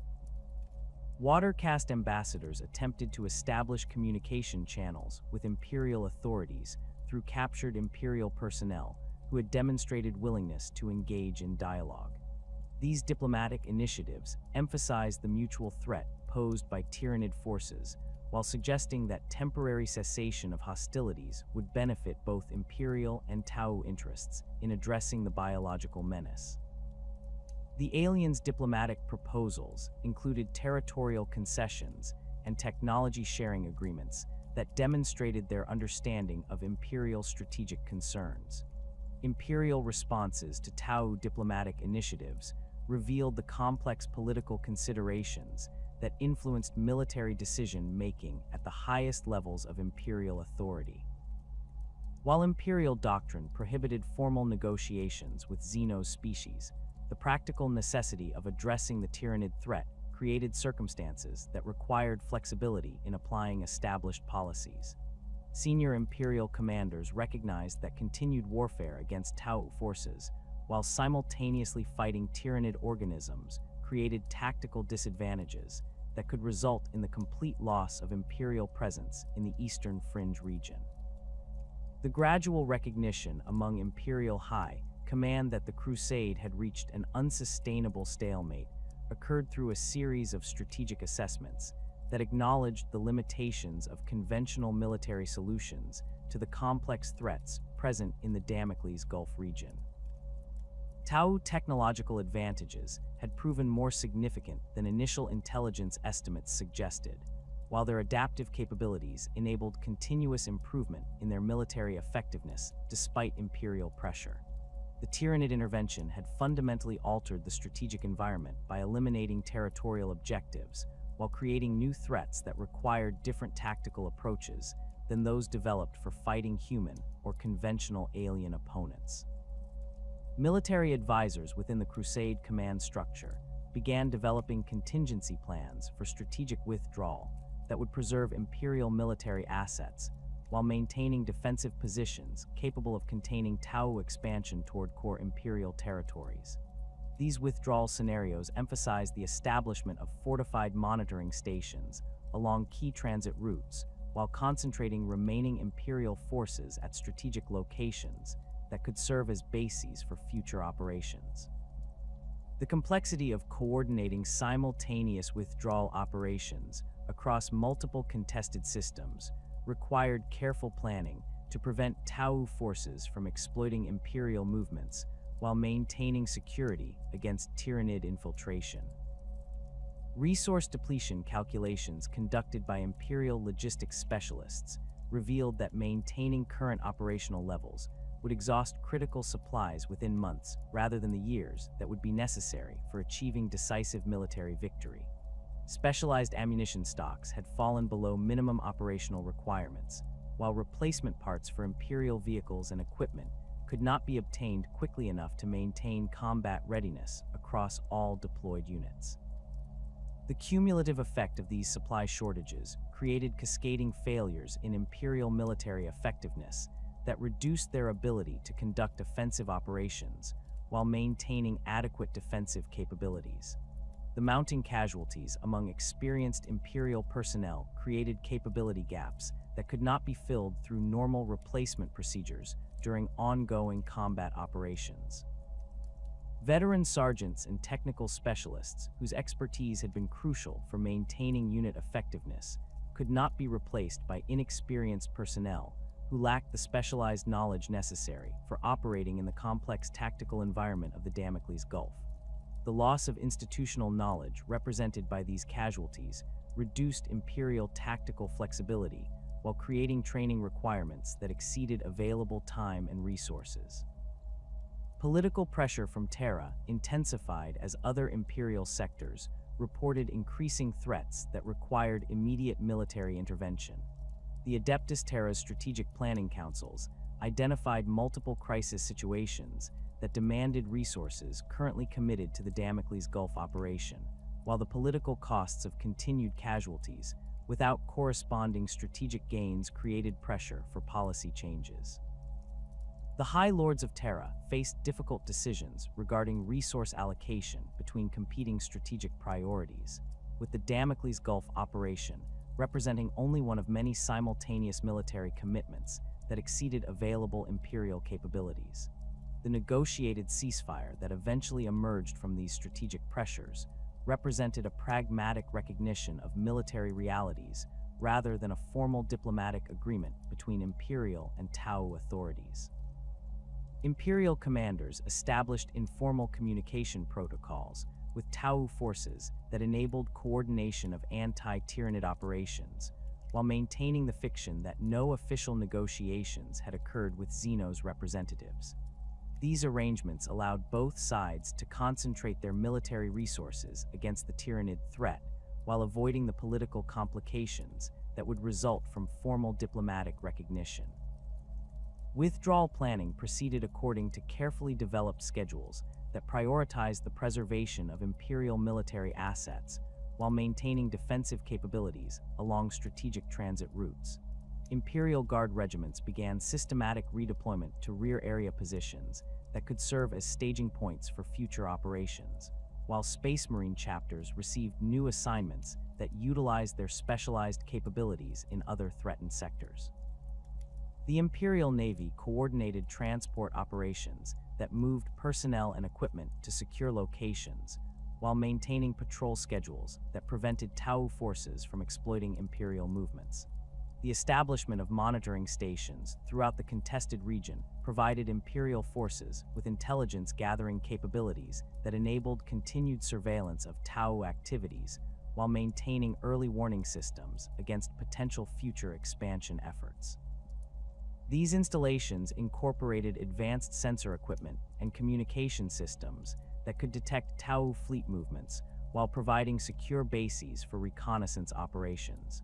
The strategic positioning of these monitoring posts created a defensive network that could support future Imperial operations while serving immediate intelligence requirements. Garrison troops assigned to maintain Imperial presence in strategic locations received specialized training and equipment designed for long-term defensive operations against both T'au and Tyranid threats.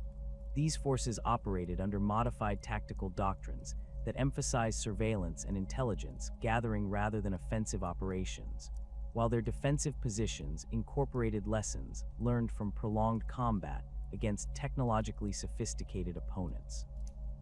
The selection of garrison personnel prioritized experience and reliability over numerical strength, creating small but highly capable units that could maintain Imperial interests without requiring extensive logistical support.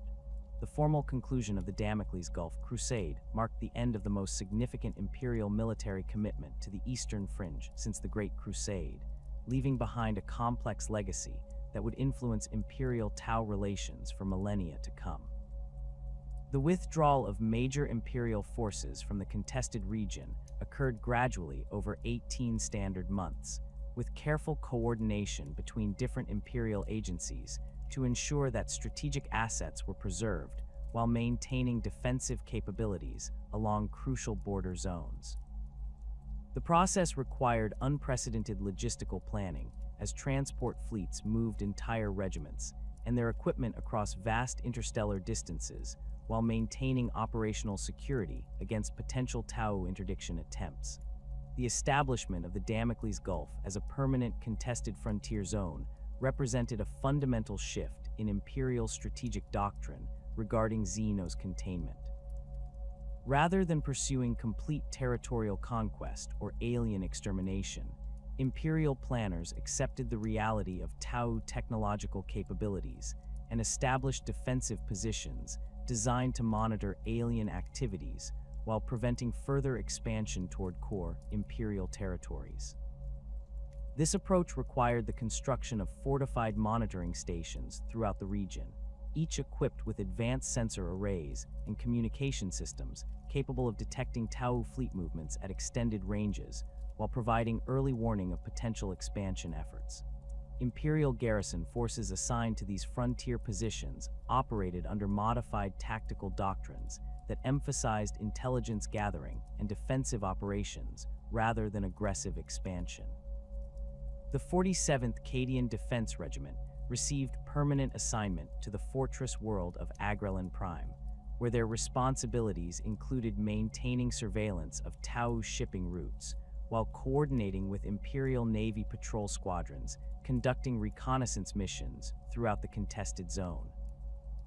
These garrison troops received specialized equipment designed for long-term deployment in hostile environments, including enhanced Voxcasters for long-range communication and modified lasguns with improved power cells for extended operations without resupply. The lessons learned by Imperial forces during the Crusade fundamentally altered their understanding of Xeno's military capabilities and led to significant revisions in tactical doctrine throughout the Eastern Fringe.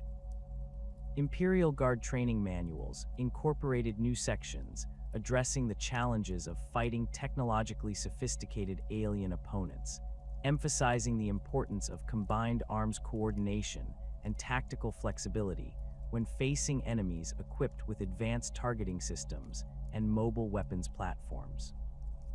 The Adeptus Munitorum's analysis of Crusade operations identified specific weaknesses in Imperial equipment and procedures that required immediate attention, leading to development programs for improved anti-armor weapons and enhanced communications equipment.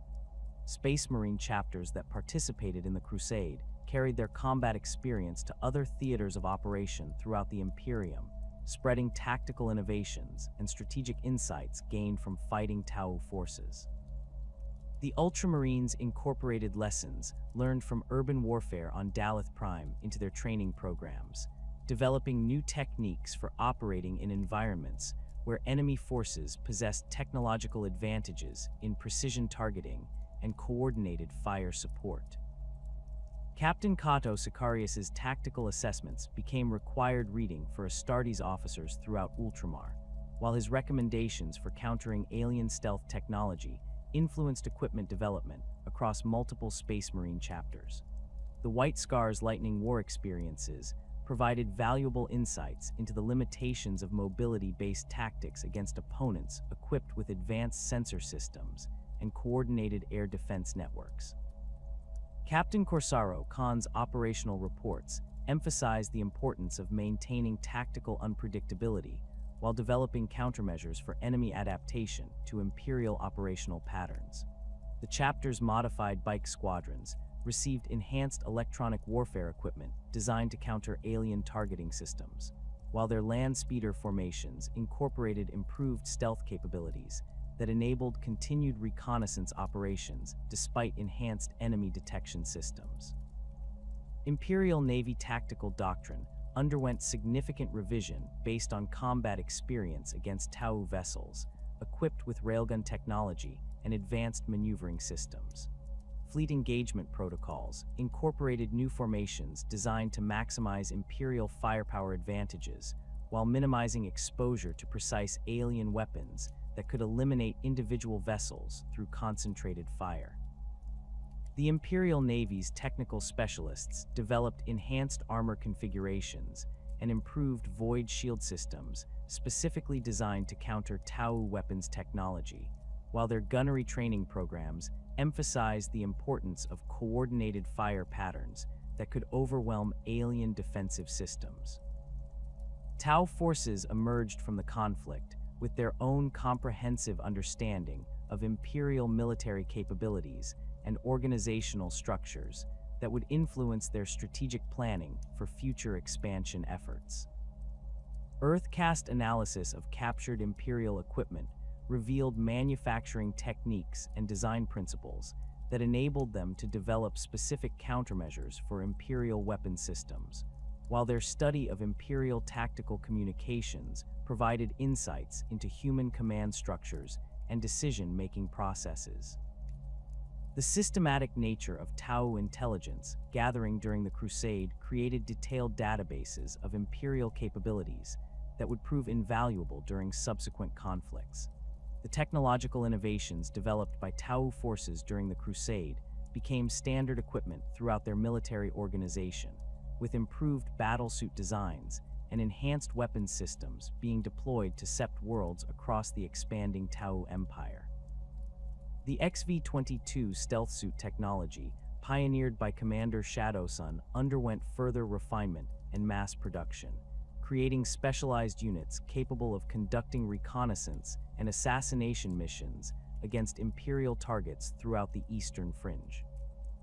Crisis battlesuit modifications developed during the conflict provided enhanced anti-armor capabilities that proved effective against Imperial vehicles, while improved drone systems enabled more sophisticated coordination between different T'au unit types. Firecast tactical doctrine incorporated lessons learned from three-way combat operations, emphasizing the importance of maintaining tactical flexibility when facing multiple enemy types with different capabilities and operational patterns. T'au military academies developed new training programs that prepared fire warriors for combat against both Imperial forces and biological threats like tyrannid organisms, while their officer education emphasized adaptive leadership techniques that enabled rapid response to changing battlefield conditions. The integration of these lessons into standard T'au military training created more versatile forces capable of operating effectively against diverse opponents. The diplomatic precedents established during the informal ceasefire negotiations created frameworks that would influence subsequent Imperial T'au interactions throughout the Eastern Fringe. Watercast diplomatic protocols developed during the crisis provided templates for future communication attempts with Imperial authorities, while their analysis of Imperial political structures identified key decision-makers and institutional relationships that could be leveraged during future negotiations. The T'au Empire's demonstrated willingness to engage in tactical cooperation against common threats established patterns of behavior that would resurface during later crises involving mutual enemies. Imperial intelligence services conducted extensive analysis of T'au diplomatic capabilities and negotiation techniques, developing countermeasures designed to prevent alien manipulation of Imperial decision-making processes. The Ordo Xenos compiled detailed assessments of T'au political organization and leadership structures, identifying key individuals and institutional relationships that could be exploited during future conflicts. These intelligence products became essential references for Imperial commanders operating in regions where contact with T'au forces remained possible, providing crucial insights into alien motivations and tactical preferences. The economic impact of the Crusade created lasting changes in Imperial resource allocation and strategic planning throughout the Eastern Fringe. The massive expenditure of materials and personnel during the operation forced Imperial administrators to develop more efficient logistics systems and improved resource management procedures. The Adeptus Munitorum's analysis of Crusade costs led to revised budgeting procedures that incorporated more accurate assessments of resource requirements for extended operations against technologically sophisticated opponents, while their supply chain improvements reduced waste and enhanced distribution efficiency. Forge World contributions to the Crusade effort accelerated technological development programs that had been progressing slowly through normal research channels. The combat experience gained from fighting T'au forces provided valuable data about alien technology and manufacturing capabilities, leading to Imperial innovations in materials science and weapons design. Forge World Lucius developed enhanced communications equipment specifically designed to counter T'au electronic warfare capabilities, while Forge World Ryza created improved plasma weapons with better cooling systems and enhanced reliability for extended combat operations. The Tyranid intervention during the Crusade established precedents for Imperial response to biological threats that would influence military doctrine throughout the galaxy. The experience of fighting Tyranid organisms alongside T'au forces, even temporarily, provided Imperial commanders with insights into the aliens' military capabilities, while demonstrating the effectiveness of coordinated operations against common enemies. These lessons proved valuable during subsequent Tyranid incursions, where Imperial forces encountered situations requiring cooperation with other species against biological threats that posed existential dangers to all organic life. Medical advances developed during the Crusade addressed the unique challenges of treating casualties inflicted by both T'au pulse weapons and Tyranid bioattacks. Imperial medical personnel developed new treatment protocols for wounds caused by alien weapon systems, while their research into Tyranid biological agents led to improved decontamination procedures and protective equipment. These medical innovations were distributed throughout Imperial military forces operating in regions where contact with similar threats remained possible, improving survival rates and reducing the long-term effects of exposure to alien weapons.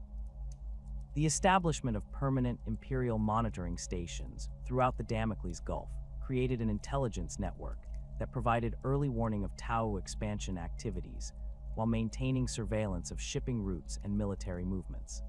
These installations operated sophisticated sensor arrays capable of detecting alien vessels at extreme ranges, while their communication systems enabled rapid transmission of intelligence to Imperial fleet commands and sector headquarters. The strategic positioning of these monitoring posts created overlapping coverage zones that prevented T'au forces from conducting covert expansion operations without Imperial detection. Border patrol operations conducted by Imperial Navy squadrons established regular reconnaissance patterns that maintained Imperial presence throughout the contested region while gathering intelligence about T'au activities and technological developments. These patrols utilized modified escort vessels equipped with enhanced sensor systems and extended-range communication equipment, enabling them to operate independently for extended periods while maintaining contact with Imperial command authorities. The systematic nature of these patrol operations created predictable Imperial presence that deterred T'au expansion attempts while providing opportunities for gathering tactical intelligence. Trade relationships between Imperial worlds and neutral systems in the region underwent significant changes as the strategic situation stabilized following the Crusade's conclusion. Imperial merchants operating in border regions required enhanced security measures and modified trade agreements that accounted for the presence of T'au forces and the potential for renewed hostilities. The Administratum developed new protocols for commercial operations in contested zones, while Imperial Navy escort assignments prioritized protection of trade convoys operating near T'au-controlled territory. The cultural impact of the Crusade extended throughout Imperial society in the Eastern Fringe, creating lasting changes in attitudes toward Xenos threats and military service. Imperial Guard recruitment in the region emphasized the importance of tactical flexibility and technological competence, while training programs incorporated lessons learned from combat against sophisticated alien opponents. The heroic narratives that emerged from Crusade operations became part of local Imperial culture, inspiring future generations of Imperial citizens while reinforcing commitment to Imperial values and military service. Religious interpretations of the Crusades' outcome varied throughout Imperial territory, with some Imperial cult theologians viewing the stalemate as divine intervention that prevented unnecessary Imperial losses, while others interpreted the results as a test of Imperial faith that required renewed commitment to expansion and conquest. The ecclesiarchy's official position emphasized the importance of vigilance against Xeno's corruption, while acknowledging the practical necessity of defensive measures against technologically advanced alien threats. These theological debates influenced Imperial policy regarding future military operations against Xeno's species throughout the Eastern Fringe.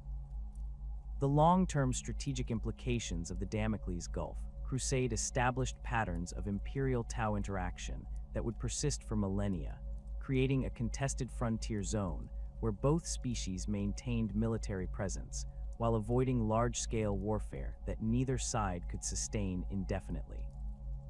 The technological and tactical innovations developed during the conflict influenced military doctrine throughout both civilizations, while the diplomatic precedents established during the crisis provided frameworks for managing future confrontations. The Crusades' legacy demonstrated both the potential for devastating warfare between advanced civilizations and the practical limitations that prevented complete conquest when opponents possessed comparable technological capabilities and strategic resources. The Damocles Gulf region remained a focal point of tension between the Imperium and the expanding T'au Empire, with periodic skirmishes and diplomatic incidents maintaining the potential for renewed large-scale conflict. The monitoring stations and garrison forces established during the Crusades' aftermath provided Imperial authorities with early warning capabilities, while demonstrating continued Imperial commitment to containing T'au expansion. The lessons learned from this first major confrontation between human and T'au military forces would prove invaluable during subsequent conflicts, as both civilizations continued their expansion across the galaxy, forever changed by their encounter in the contested stars of the Damocles Gulf.